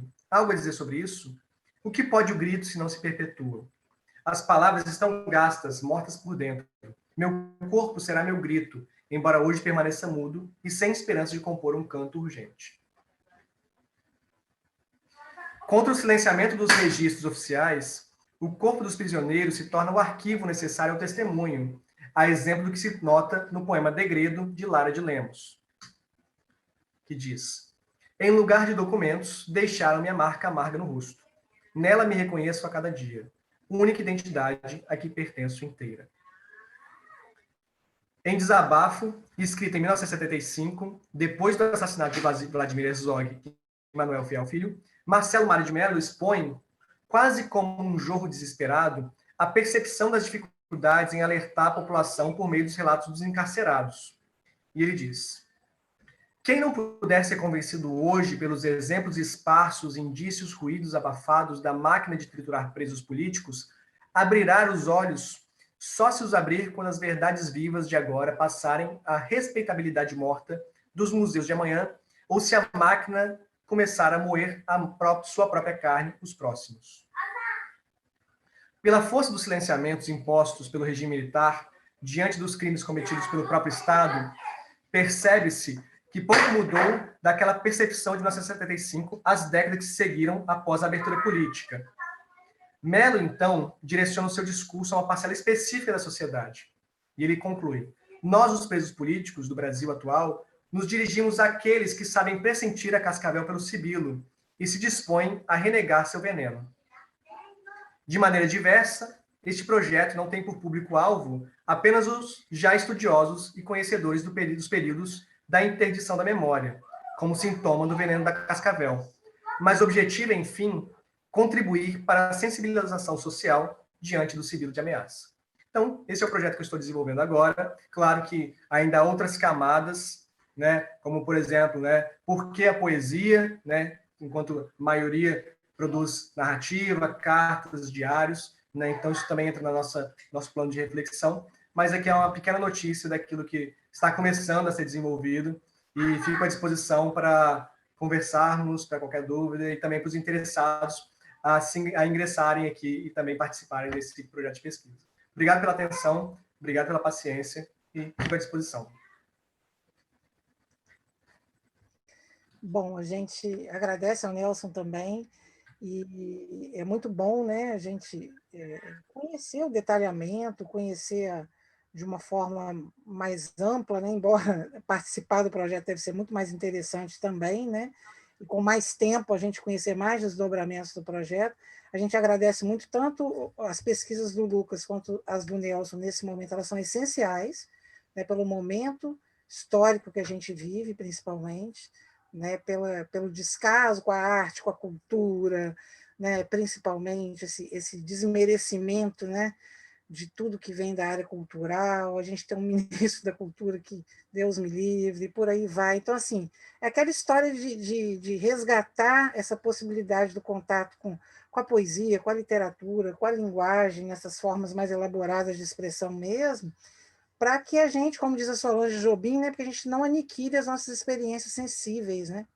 Lucas falou tanto aí do despertamento, do desenvolvimento da sensibilidade através do conhecimento mais aprofundado da forma. Nelson também está dizendo assim, dessa importância do não esquecimento, né? Da gente lutar para a gente não ter uma amnésia mesmo social, e como que isso aí vai na contramão de um embrutecimento mesmo, né? A nossa parte, como seres humanos, né? Como cidadãos e tudo mais. Antes de eu abrir para as questões, a gente tem um tempinho, eu vou apresentar assim, muito rapidamente, em 10 minutos, para a gente ter um espaço maior para o diálogo, uma apresentação que eu havia feito, havia iniciado até para a nossa aula inaugural no início do ano, mas aí eu contraí Covid e a gente não teve aula inaugural na época, né? Então a gente acabou que não apresentou, é um panorama geral do programa, eu não vou falar das minhas pesquisas especificamente, porque eu acho que o tempo, e a mesma questão do tempo, e o meu papel aqui, talvez, como mediadora dessa mesa, na verdade, a professora Madalena falaria sobre as questões da tecnologia, da educação e do ensino na área de língua portuguesa, que é a área de pesquisa dela, né? Mas o que eu vou fazer? Eu vou tentar aqui compartilhar a tela, e a gente vai, então, vai ver um panorama geral assim do Prof. Letras, né? Do que a gente tem. Deixa eu tentar colocar aqui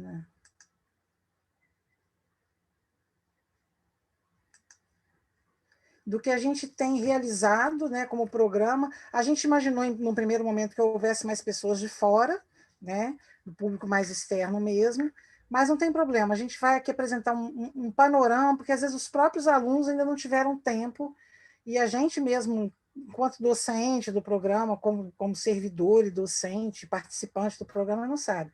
Então, assim, só para esclarecer e para reafirmar, né, o Prof. Letras é um mestrado semipresencial, né, com oferta nacional, ele surgiu no âmbito da Universidade Aberta do Brasil, né, ele conduz ao título de mestre em letras, né, e ele é coordenado pela UFRN, a Universidade Federal do Rio Grande do Norte.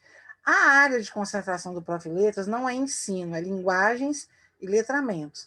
É importante a gente destacar, porque muitas pessoas elas pensam que o Prof. Letras é um mestrado à distância, pelo fato de, na sua origem, ele ter sido proposto dentro da UAB, né, da CAPES.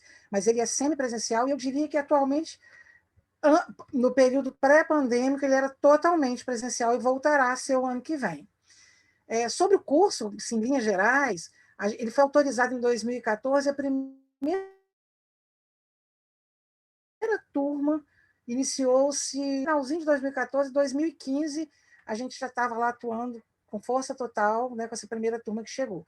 Hoje a gente está na turma 6, local, mas é a turma 7 em âmbito nacional, né? Então a gente já tem aí a nossa sexta turma, que está conosco aí desde o início de 2021. Nós trabalhamos hoje no Prof. Letras, as nossas trabalhos, pesquisas, aulas, são todas elaboradas a partir de duas linhas principais de pesquisa. Estudos da linguagem e práticas sociais, né, que é a linha que estuda a língua, o texto, discursos, letramentos, e qual a relação que isso vai ter na educação básica, os usos da linguagem, né, no contexto de interação social, e as abordagens teóricas sobre a linguagem na perspectiva pedagógica, né? Tudo isso, essas investigações aplicadas à área de ensino. Temos também a linha de estudos literários, que é uma linha que discute, principalmente, propõe discussões epistemológicas em torno do ensino de literatura e da formação do professor do ensino básico, né? E aí, assim, essa linha aborda vários itens, né? Várias questões. Como que se aborda na escola a variedade da produção literária, o estudo dos textos clássicos nacionais e mundiais, a mediação do professor para a experiência estética de leitura, para a escrita do texto literário, e por aí vai. Então, hoje a gente trabalha com essas duas linhas de pesquisa principais. Eu vou passar rapidamente pelos professores que atuam conosco hoje, doutor Antônio Carlos Gomes, que foi o primeiro coordenador do Prof. Letras, quem puxou, quem trouxe, quem implantou aqui em Vitória, né, e consolidou também o Prof. Letras. A professora doutora Denise Ponzo Pérez, que é uma professora colaboradora, aposentada da Universidade Federal do Espírito Santo, da área da linguística, da sociolinguística, uma pesquisadora muito importante para o programa. O professor doutor Etelvo Ramos Filho, doutor em Linguística Aplicada, né, que atualmente é quem é responsável pelo curso de as atividades relativas à proficiência de língua estrangeira e outras disciplinas também, outras questões. A professora doutora Fernanda Borges Ferreira de Araújo, que é doutora em estudos linguísticos, e a ênfase, né, da sua área de estudos é a análise do discurso, e hoje ela também orienta e trabalha com disciplinas, né, no âmbito do Prof. Letras. A professora doutora Ilione Augusta da Costa, que também é da área da linguística aplicada, né, trabalha muito com leitura, teoria e prática de produção de texto na escola, linguística textual, semiótica discursiva. A doutora Karina Bersan Rocha, que atualmente ela está trabalhando como professora voluntária do programa. Nesse momento ela não está atuando, mas ela já se colocou à disposição, que é doutora em estudos literários, né, pela Universidade, pela PUC de Minas Gerais. Eu, que sou doutora em educação pela UFES, mestre em estudos literários pela UFES também, e atualmente estou terminando meu estágio pós-doutoral na UFF e tenho pesquisado basicamente, principalmente, questões relativas à literatura e educação, né? A formação de professores de ensino de literatura, linguagem, literatura e ensino, na perspectiva principalmente dos estudos bakhtinianos da linguagem e da literatura. O doutor Lucas dos Passos e Silva, que já se apresentou, também é doutor em letras, né, pela Universidade Federal do Espírito Santo. A doutora Maiele Caldas de Castro, que tem doutorado em linguística aplicada, trabalha muito com as questões relativas a gêneros discursivos, gêneros textuais. O doutor Nelson Martinelli Filho, que acabou de fazer a sua fala, doutor em letras também pela Universidade Federal do Espírito Santo. A doutora Maria Madalena Fernandes Polito de Oliveira, que tem pós-doutorado em educação pela UFES, também é graduada em jornalismo, trabalha com essas questões da tecnologia e em diálogo com a educação. A professora doutora Priscila de Souza Xisté, que possui doutorado e mestrado em educação pela UFES. A sua área principal é educação artística, mas também graduou-se em letras recentemente.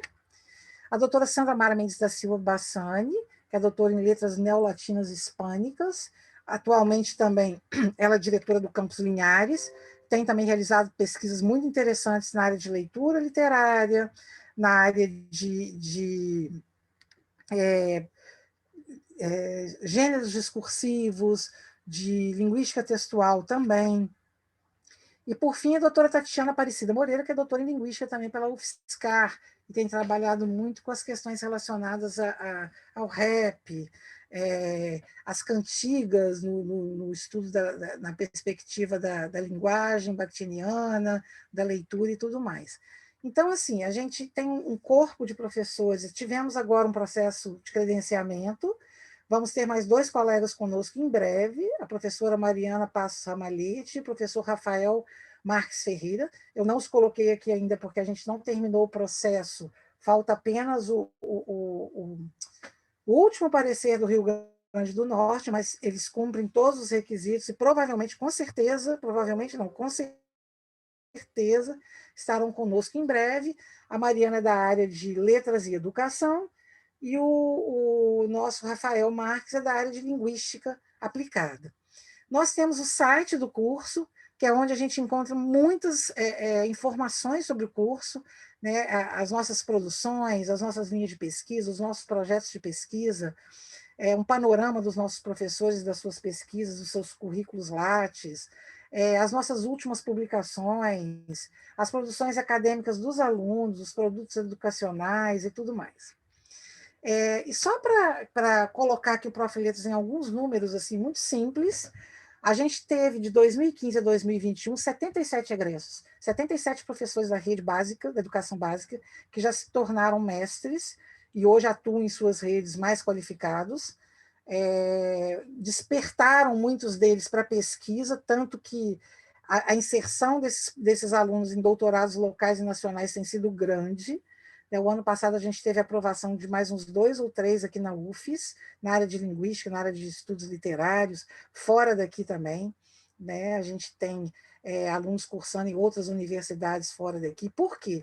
Porque esse professor pesquisador que vem da escola pública, né, que trabalha com os anos iniciais e finais do ensino fundamental, ele não se vê como produtor de conhecimento, ele não se vê pesquisando, escrevendo, publicando, discutindo, apresentando suas pesquisas, porque a própria estrutura da educação brasileira é uma questão sistêmica mesmo, cria esse distanciamento, né, do professor, do chão da sala de aula, como diria o professor Francisco Aurélio, o operário das letras, da catedral, como diz a Lígia Chiappini Moraes, né, daquela questão muito sagrada do pesquisador que está distante, né, de todo esse contexto, toda essa realidade.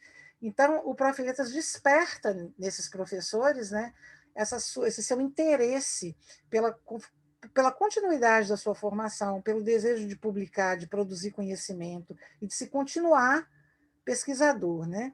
Hoje a gente tem 12 mestrandos ativos aqui com a gente, atuais, vamos ter mais 12 que entrarão no início do ano que vem, e é nítido, né? A gente percebe nitidamente o crescimento profissional desses professores egressos ao saírem do Prof. Letras, né?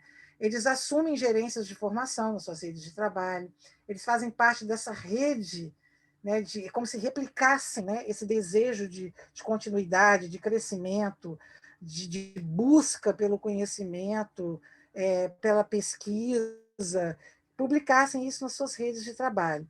E é muito interessante também porque a gente acaba, como professores, coordenadores, participantes do Prof. Letras, que é o mestrado profissional em ensino, a gente acaba estabelecendo parcerias muito interessantes após a formação também, que é relativa a publicações, a projetos de extensão. Então, as nossas pesquisas acabam continuando, né? A nossa parceria com a instituição que formou que contribuiu para a formação desses alunos também continua, e isso é muito interessante, porque a gente observa efetivamente na prática os desdobramentos desse mestrado. Eu agradeço a todos, é uma pequena fala mesmo, só de contextualização. A gente tem o e-mail do Prof. Letras, o e-mail institucional, o meu e-mail institucional. Eu quero deixar claro que todas essas pesquisas, dizem, todos esses professores, quando entram no Prof. Letras, eles estão vinculados, né, a um grupo de pesquisa legitimado pela instituição, cadastrado no CNPq. Atualmente, por exemplo, eu tenho trabalhado com 2 grupos de pesquisa, que é o Núcleo de Estudos em Literatura e Ensino, que foi criado em 2017, acho que é 2017 mesmo. É um grupo que vem se dedicando aos estudos, né, à produção de artigos, de coletâneas, de pesquisas na área do Prof. Letras, na área de letras também, né, principalmente do Letras EAD, que vem se dedicando muito também ao mestrado de Humanidades, com o qual a gente trabalha também no IFES, no qual a gente trabalha, né? Ele vem se dedicando muito a essas questões de compreender, né, esse contexto de ensino de literatura na educação básica, de compreender, para além de uma questão didático-pedagógica, que questões são essas que contribuem, né, para esse desencanto, inclusive, do magistério, que contribuem para essa formação literária tão torta, essa pseudo-formação literária nas escolas, muito atrelada ainda a questões curriculares, a questões muito enrijecidas dos documentos oficiais, e pouco voltadas mesmo para uma perspectiva crítica, dialógica, em que os debates nas aulas de literatura efetivamente aconteçam, inclusive para que os professores e os alunos compreendam, né, a literatura como um produto social mesmo, né, as produções literárias inseridas mesmo num contexto, num tempo, numa época. Então, a gente vem trabalhando e nós temos também um núcleo bakhtiniano de pesquisas em leitura, que me desculpe, o Literatura Ensina de 2016 e o Núcleo Bakhtiniano de Pesquisa em Leitura é do final de 2017. Ambos estão cadastrados no CNPq e ambos estão também registrados, né, na PRPPG do IFES. O Núcleo Bakhtiniano ele tem uma especificidade maior, porque a gente busca compreender literatura por meio do diálogo com a perspectiva enunciativa discursiva do Bakhtin e outros autores, né? E outros autores com os quais ele possa dialogar. Então, a gente sempre, nos nossos grupos, nossos encontros mensais, a gente tem estudado, sempre a partir de um texto literário, algum texto da arquitetônica bakhtiniana, em diálogo com outros autores. Nós já estudamos, por exemplo, Bakhtin com os estudos culturais, Bakhtin e Paulo Freire. Nós já estudamos, agora a gente está pensando, a gente tem trabalhado também Bakhtin e alguns autores da pedagogia histórico-crítica, né, com base materialista histórico-dialética. Né? A gente gosta muito dessa ideia da compreensão também da leitura e da literatura numa perspectiva muito concreta mesmo, uma perspectiva que se dá em meio às contradições das situações sociais, né, de onde elas se dão, e não do que permeia muito dos discursos pedagógicos, que ler é prazer, né, ler é lúdico, e a gente quer entender, compreender também esse processo de formação leitora com temas espinhosos, né, com textos problematizadores, e com uma compreensão mais ampla dessa realidade em diálogo com esses textos, né?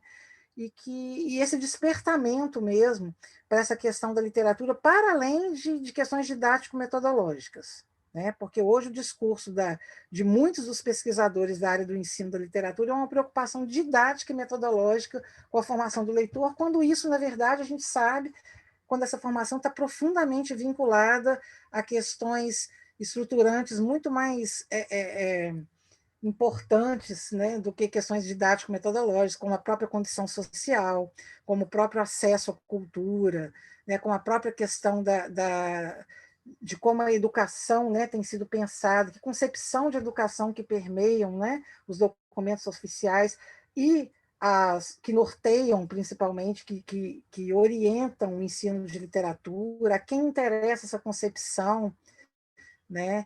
Que condições concretas o professor de literatura tem para atuar, que sociedade é essa, que concepção de sociedade a gente tem, esse autor que a gente estuda tem, os nossos alunos têm, nós temos, para que a gente compreenda melhor também essa concepção de literatura que a gente quer trabalhar, né? Com o que a gente quer trabalhar. Então, assim, a gente tem buscado muitas essas reflexões, tanto no âmbito do Prof. quanto do Humanidades, e tem buscado também atuar em parcerias, né, com pesquisas realmente que continuem, que reverberem aí nas redes municipais e estaduais de ensino, estimulando outros professores e outros contextos e algumas transformações de outras salas de aula. Então, é isso, né? É uma breve apresentação do nosso programa e do que a gente tem pesquisado, e a gente tem produzido bastantes, assim, trabalhos já, muitos artigos publicados, muitas dissertações na área da formação do leitor, né? Da questão estética da leitura, e é assim que a gente tem buscado, então,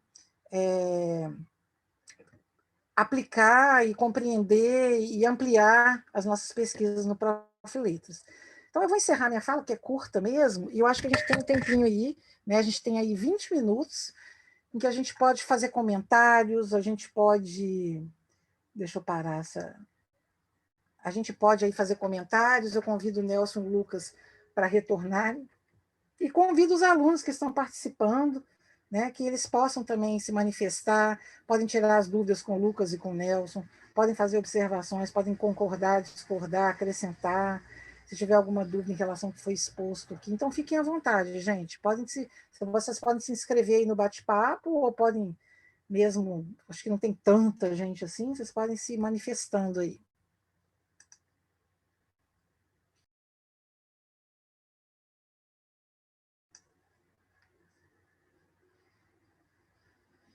Alguém quer fazer alguma colocação? Fala, Daíse. Tem certeza, professora? Não, eu não tenho nenhuma pergunta, não. Eu só acho bacana esses estudos, eu acho interessante a gente fazer coisas que sejam diferentes do trabalho para ganhar dinheiro, entendeu? Estudar coisas assim mais sensíveis e levar isso para as pessoas, né? Da mesma forma que vocês estão trazendo isso para nós, como a senhora disse, está repercutindo já na sala de aula. Eu mesma Sempre que tem alguma coisa assim que eu acho que encaixa na minha realidade, eu já levo para eles, discuto com eles, e é surpreendente porque eles aceitam bem. Então, eu acho que é isso mesmo, a gente tem que deixar um pouco de lado essa vivência utilitarista, né? Viver só para o trabalhar e cumprir prazos, essas coisas assim. Tentar fazer algo mesmo, uma apreciação estética, né? De textos, eu acho isso muito bacana. Obrigada, Daíse. Eu gostei muito quando o Lucas colocou a questão da resistência, né? Mesmo ainda que a gente tenha uma, duas, três pesquisas numa jornada, e a gente pode perceber que ainda é muito forte essa questão técnica e tecnológica no IFSC, que a gente percebe pelo banner da jornada, né? Pelo grande signo que a gente tem, a gente percebe. Mas essas conquistas são lentas, né? E o importante é a gente ir. O Paulo Freire falava, né, do trabalho de formiguinha, né? Das micro revoluções, né? E a gente vai mesmo aí essa questão do resistir que o Lucas colocou, é isso mesmo, que tenha uma, mas que tenha, né? E que a gente consiga, ocupando esses espaços, né, sempre que possível, porque a gente precisa muito disso aí. Ontem, eu não sei se vocês assistiram a palestra do Abdala. Foi muito boa a palestra do Maurício Abdala ontem na abertura. Ele deu uma sacudida geral, assim, tinha quase 500 pessoas assistindo a palestra, foi muito legal. E o Abdala ele deixou um dever de casa para a gente da área das ciências humanas, para refletir sobre essa questão pandêmica, o que vem depois da pandemia, né, para a gente. Ele acredita que é o momento da gente utilizar mesmo a ciência, os campos de debate, os espaços de pesquisa, para a gente compreender cada vez mais a pandemia, o que vem com ela, que ciência é essa que a gente produz no capitalismo, que pesquisa é essa que a gente faz no capitalismo e na pandemia, como que a gente pode entender esse negacionismo, essa resistência ao conhecimento, à cultura, para a gente refletir isso muito seriamente nas nossas aulas, né? Parar Um mesmo, gastar espaço. para fazer o que o Lucas e Nelson estão fazendo e o que a gente tem tentado fazer, que é não ter medo, nem qualquer medo de gastar tempo e energia com esses temas, com esses assuntos, com essas pesquisas, porque elas são fundamentais mesmo. Né? E é engraçado, assim, que eu consigo associar muito bem esses estudos, assim, na minha cabeça, com a questão real dos meninos, porque até a escola, ela é um espaço muito competitivo, o tempo todo você está estimulando o menino a estudar para fazer uma boa redação, para garantir uma vaga no Enem, e eu acho que isso ajuda a gente a entender essa questão da competição no mundo hoje, né? Igual você falou na época da pandemia, mais ainda na época da pandemia, né? Então, eu acho que é muito interessante, é muito relevante esse tipo de trabalho, muito bom mesmo. Ô, E, Lucas, não, você... e às vezes as pessoas que gostam ficam até com vergonha, né, de falar eu gosto de poema, eu gosto de literatura, mas a gente não tem que ter vergonha, porque o outro não entende o que a gente está sentindo, mas se a gente entende, tá bom, isso é o suficiente, né? Então, eu acho que é mais ou menos isso. Concordo plenamente. Inclusive, na palestra de ontem foi falado muito sobre essa questão de financiamento de pesquisa, né? Que às vezes a gente abre mão, né, de uma concepção, de um valor, de alguma coisa que a gente acredita, para a gente ter aquela verba daquela pesquisa, para a gente ter. E para a gente resistir a isso também, tentar resistir a essas questões também. Né? Porque realmente uma empresa privada que vai patrocinar uma pesquisa na área de letras, em qualquer área for, ela vai querer algo que seja do interesse dela, e não do interesse do pesquisador, do participante, né, daquele autor que está subsidiando lá, que está fundamentando a pesquisa. Então, para a gente começar a pensar nessas questões, cobrar mais o financiamento público mesmo, né, da pesquisa. Nelson e Lucas, vocês querem fazer alguma colocação em cima do que Deise falou? Tem uma fala do Bruno aí também no bate-papo. Vocês querem comentar? Podem comentar, a gente tem um tempinho ainda. Letícia, eu só agradeceria muito assim, pelos ouvintes, né, que acompanharam as nossas falas. Eu reforço assim, tudo que você disse, de fato, inclusive esse comentário final, né, a respeito da autonomia que a gente precisa ter também. A pesquisa em letras, para mim, ela é um manancial de criatividade que muitas vezes pode ser enredada exatamente por esses outros interesses que tolhem exatamente esse aspecto de criatividade, né? Esse potencial a gente vê muito bem desenvolvido nos trabalhos realizados no âmbito do Prof. Letras. Quando eu falo na área de letras, eu estou conscientemente mencionando mesmo o campo da linguística, que às vezes alguns veem como uma coisa muito exata, né? Mais científica, digamos assim, mas não, a criatividade da sala de aula, né? Da aplicação dos projetos em sala de aula e tudo mais, e como que tudo isso vira uma voz, às vezes, na contracorrente, mas que tem um apelo muito significativo que a gente vê se confirmando nos depoimentos que a gente ouve dos egressos e dos mestrandos a respeito de como que isso age na vida dos alunos deles, nas escolas, nas comunidades escolares que vão se capilarizando pelo interior do estado, até outros estados, né? Tem a Aimorés por aqui também, enfim. Então, isso é um ponto muito bem destacado por você e muito vivo nesses ouvidos que também são vozes, né? Que estão aqui presentes. Enfim, mas agradeço muito a oportunidade de poder expor, né, a minha pesquisa atual e também um pouquinho dessa trajetória, que depende muito do que o IFES nos concedeu de espaço. Né, Letícia, pensando quando a gente começou lá em 2012, o que tinha, né, de pesquisa na área de letras e como que essas coisas vêm crescendo, vêm se desenvolvendo, como é que a nossa área se verticalizou para o mestrado, se ampliou. A gente tem aí a graduação, uma segunda licenciatura agora em letras em inglês também. Enfim, tudo isso que veio justamente desse trabalho de formiguinha, né? Essa coragem todos aqui temos, né? Essa força que todos aqui viemos entregando, né, ao longo desse percurso. Então, só tenho a agradecer ao que o Bruno, você, a Daís e o Nelson apresentou também, que o Cleibson também está comentando aqui. Enfim, acho que o Bruno deixou uma pergunta. O Nelson ia mencionar alguma coisa em seguida. Na verdade, eu descobri os comentários agora, estava procurando aqui. Bom, dando continuidade, até concordando, claro, com as falas anteriores e também agradecendo aos comentários da Isa que falou e aos colegas e os mestrandos que deixaram a mensagem aqui no chat. E, de fato, é isso. Isso na verdade, é um ponto que acho que a gente tem que bater sempre a tela.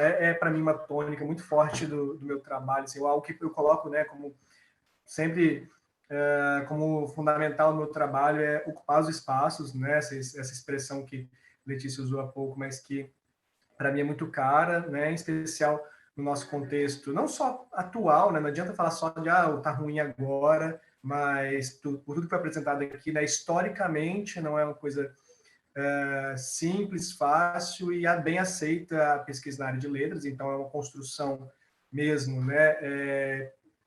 Com tempo, aos pouquinhos, contando com os esforços de todos.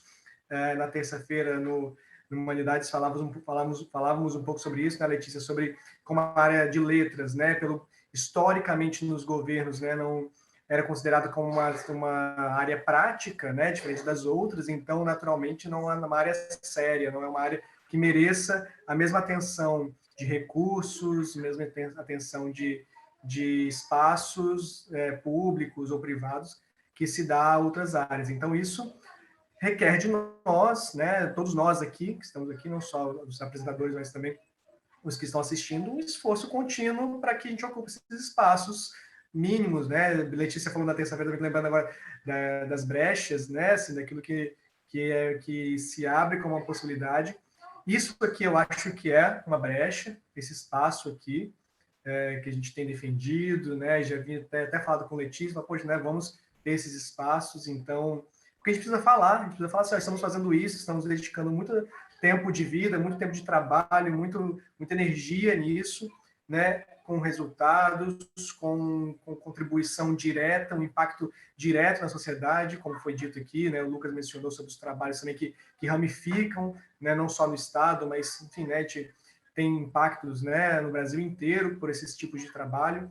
Então, eu acho que esse tipo de encontro também, e aí eu acho que até pego já um pouco a pergunta do Bruno, esse tipo de encontro é um encontro de dar força, de perceber assim, poxa, né, os colegas também estão fazendo, nós não estamos fazendo sozinho, isso aqui não é um trabalho individual, isso aqui não é um esforço, né, único, né, assim, ó, eu sou o grande herói da pesquisa, não, assim, com a expansão das forças, com a expansão dos trabalhos dos colegas, por isso que eu acho que nós já avançamos muito, mas nós precisamos de muito ainda, né, de caminhar muito, a gente precisa de maior adesão, em especial à pesquisa, mas também à extensão, né, equilibrar um pouquinho mais esse tripé, né, de ensino, pesquisa e extensão.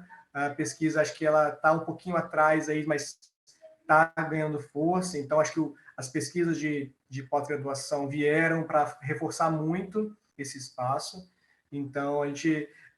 e aí, nesse sentido, né, de fato, agora falando de maneira prática, claro que eu falei de uma maneira ampla, né? É importante ter pesquisadores na área de letras, é importante ter pesquisadores pleiteando os editais, porque se tem um só, né, se tem dois só, se tem três só, vai reduzindo o recurso, né? Assim, só tem 2 interessados, só tem 3 interessados, só tem 4 interessados, né? É preciso que também a gente expanda sempre, né, os interessados para que a gente ganhe força, né? Assim, ó, precisamos de mais verbas, temos mais profissionais procurando, precisando. Então, isso quase um acordo coletivo, né, dos pesquisadores, dos professores, para que a gente se reforce, né, para que todo mundo ganhe com isso. E nesse sentido, assim, né, acho que eu e o Lucas, falando especificamente da área de literatura, nós que atuamos nessa área, eu acho que nossos encontros sempre representam isso, né, em especial, neste momento, coincidentemente, né, pela história, cada um levou a estar pesquisando poesia ao mesmo tempo, mas a literatura, de modo geral, também já é uma área que muitas vezes perde nessa disputa de poder, nessa disputa política por recursos, né? São os considerados os patinhos feios, né? Muitas vezes, naquilo que a Letícia falou, por exemplo, né? Uma empresa privada não vai financiar uma pesquisa como a que a gente está desenvolvendo aqui, muitas vezes, né? Pesquisas que têm outros tipos de impacto, não aquele desejado pelo mercado, né? Não aquele desejado pelo que está na tendência, na moda, né, naquilo que vai gerar consumo, que vai gerar, enfim, outros resultados que não são aqueles que são os planejados nas nossas pesquisas. Então, eu acho que essas semelhanças aproximam e reforçam a nossa área, né? Acho que é fundamental, inclusive uma expressão do Instituto, eu acho isso também é uma outra coisa que eu tenho defendido muito, né? A força dos pesquisadores do Instituto Federal, nos espaços que a gente tem também de pesquisa, né? Historicamente, com nomes das universidades, e hoje a gente tem os nomes dos institutos, né? Que ocupam também esses espaços de ganhar, de receber a atenção devida, né? Aos trabalhos. Então, eu acho nesse sentido, vejo muitas semelhanças, né? Que é uma atenção a isso, né? Aos fenômenos e às manifestações literárias, né? Nós estamos também nos esforçando aí nesse sentido de perceber as manifestações mais contemporâneas, né, das últimas décadas, cada um, claro, no seu viés, mas, sem dúvidas, isso vai contribuir muito, né, para uma compreensão do presente e também na relação com o passado, né, seja o passado vinculado a uma questão histórica específica, seja uma questão histórico-literária específica, né, então, nesse sentido que eu acho que, assim, né, a gente só ganha com esse tipo de aproximação, mas também com a expansão e com a adesão no máximo possível dos colegas.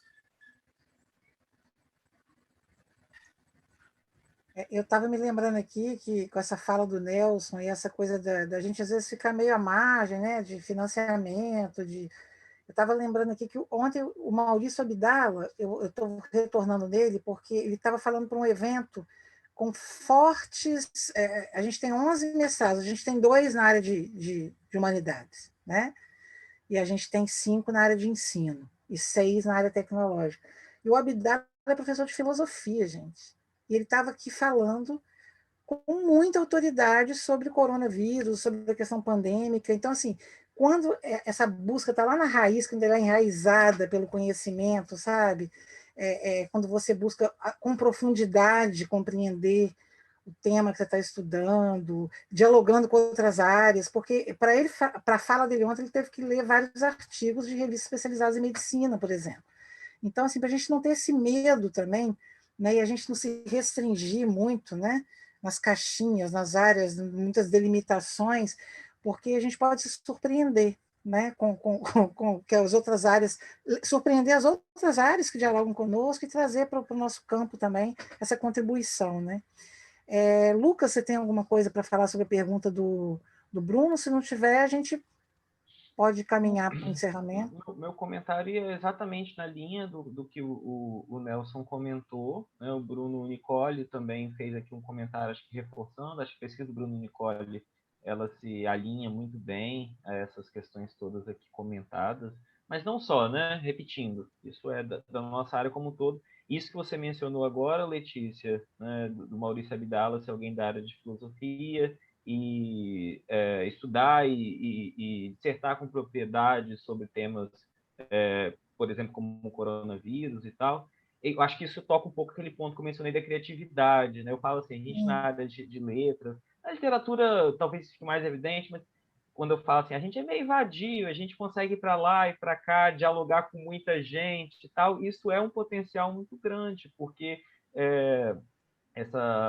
a criatividade é um dos aspectos que faz com que a gente amplie o nosso leque de diálogos, né? E passa, por exemplo, essas interseções com essas outras frentes. A gente tem uma graduanda em letras que trabalha no projeto de extensão também envolvendo um pouco a área tecnológica, mas sem perder uma atenção ao que constitui o nosso campo de saber e tal. Então, a gente dá para meter as caras, né? E fazer, sem perder a autonomia, né? E sem perder a nossa medula. Sim. Obrigado. É isso mesmo. Vamos, então, a gente encaminha, né, para o encerramento, faltam uns minutinhos só. Eu agradeço muitíssimo, né, aos alunos que participaram, e a gente convidou, convocando, porque a gente entende que era importante, né, a gente marcar, ocupar esse espaço, sim, né, que nos foi dado. E eu não tive tempo de conversar muito com os alunos sobre o simpósio, porque esse ano foi tudo muito corrido, mas ele aconteceu, que bom, né? E está aí, né, acontecendo com todos os programas de pós-graduação do Instituto. Agradecer mais uma vez ao Lucas e ao Nelson, porque não está fácil agora no final de ano, essa disponibilidade de tempo e esse desgaste. Obrigado pelo... Quando a gente gosta, né, do que faz, quando está empenhado, assim, não é doloroso, né, é um prazer, né? Mas mesmo assim, às vezes o corpo cansa, a mente está cansada, e vocês estavam aqui com a gente, muito obrigada, tá? Pena que a Madalena não pôde estar aqui também. E, assim, a gente está à disposição dos alunos, de quem, de repente, tem alguém assistindo que não esteja nessa sala, pode ter se inscrito, porque nós temos inscritos que estão assistindo pelo site também. Eu não fiz esse acompanhamento. Essa sala ela era, na verdade, para os expositores. Mas, como os alunos não conseguiram acessar o site, o Pedro liberou para eles o link. Pode ser que alguém tenha nos assistido via site, né? Pela plataforma do site. Então, a gente agradece e coloca aqui o Prof. Letras, né, e o nosso site, tudo que a gente tem para divulgar, e que mais pessoas conheçam, pesquisem mais essa área, dialoguem mais com as pesquisas, valorizem essas pesquisas, né? E dá para perceber que a gente evoluiu bastante já no Instituto nesse sentido, né? Edital professor pesquisador, né, muito recurso para muito assim, dentro do possível, né? Desses anos mais complicados, mas assim, para apresentação de trabalho, então vamos aqui também reconhecer, né, que, como o Lucas disse, em 2012, quando a gente entrou, há quase 10 anos, as coisas eram bem diferentes, até mesmo na nossa área. Então, a gente já cresceu bastante, e agora é só expandir mais ainda, né? Quem sabe vem aí o doutorado profissional, tá em vias de acontecer em letras, tá? Tudo indica que aconteça em breve, né? Se for permitido, né? Vamos torcer para que sim. Quem sabe 2023 o panorama muda aí, poderemos ter, porque é um projeto já assim bem forte mesmo na rede, né? E vai ser muito bacana ter um doutorado profissional em letras, né? Porque dá continuidade e é uma outra perspectiva diferente do acadêmico. Então vamos lá. Então obrigada, boa noite a todos, obrigada aí para a Ana, que também nos ajudou aqui na ambientação da sala, todo mundo que está presente, uma boa noite para todo mundo, e amanhã tem mais, amanhã à tarde a gente vai estar na roda de egressos. Lucas, nem vou poder estar com você amanhã por conta da roda de egressos, porque eu vou ter que ficar com 5 egressos aqui amanhã, mediando a sala com eles, né, que eles vão convidar outras pessoas também, então todos convidados. O pessoal não vai poder matar a aula do Lucas para assistir, mas vai ficar gravado depois, vai estar tudo disponível. O Pedro falou que a gente vai receber todos os vídeos, e se for necessário, a gente socializa, né, divulga entre vocês. Muito obrigada, tá, gente? Boa noite. Pessoal, boa noite da turma. Obrigado, Um abraço. Obrigada, Bruno. Bom descanso para você também. Valeu, gente. Boa noite. Tchau, gente. Abraço. Tchau, tchau. Não estamos mais ao vivo, pessoal. Ah, tá.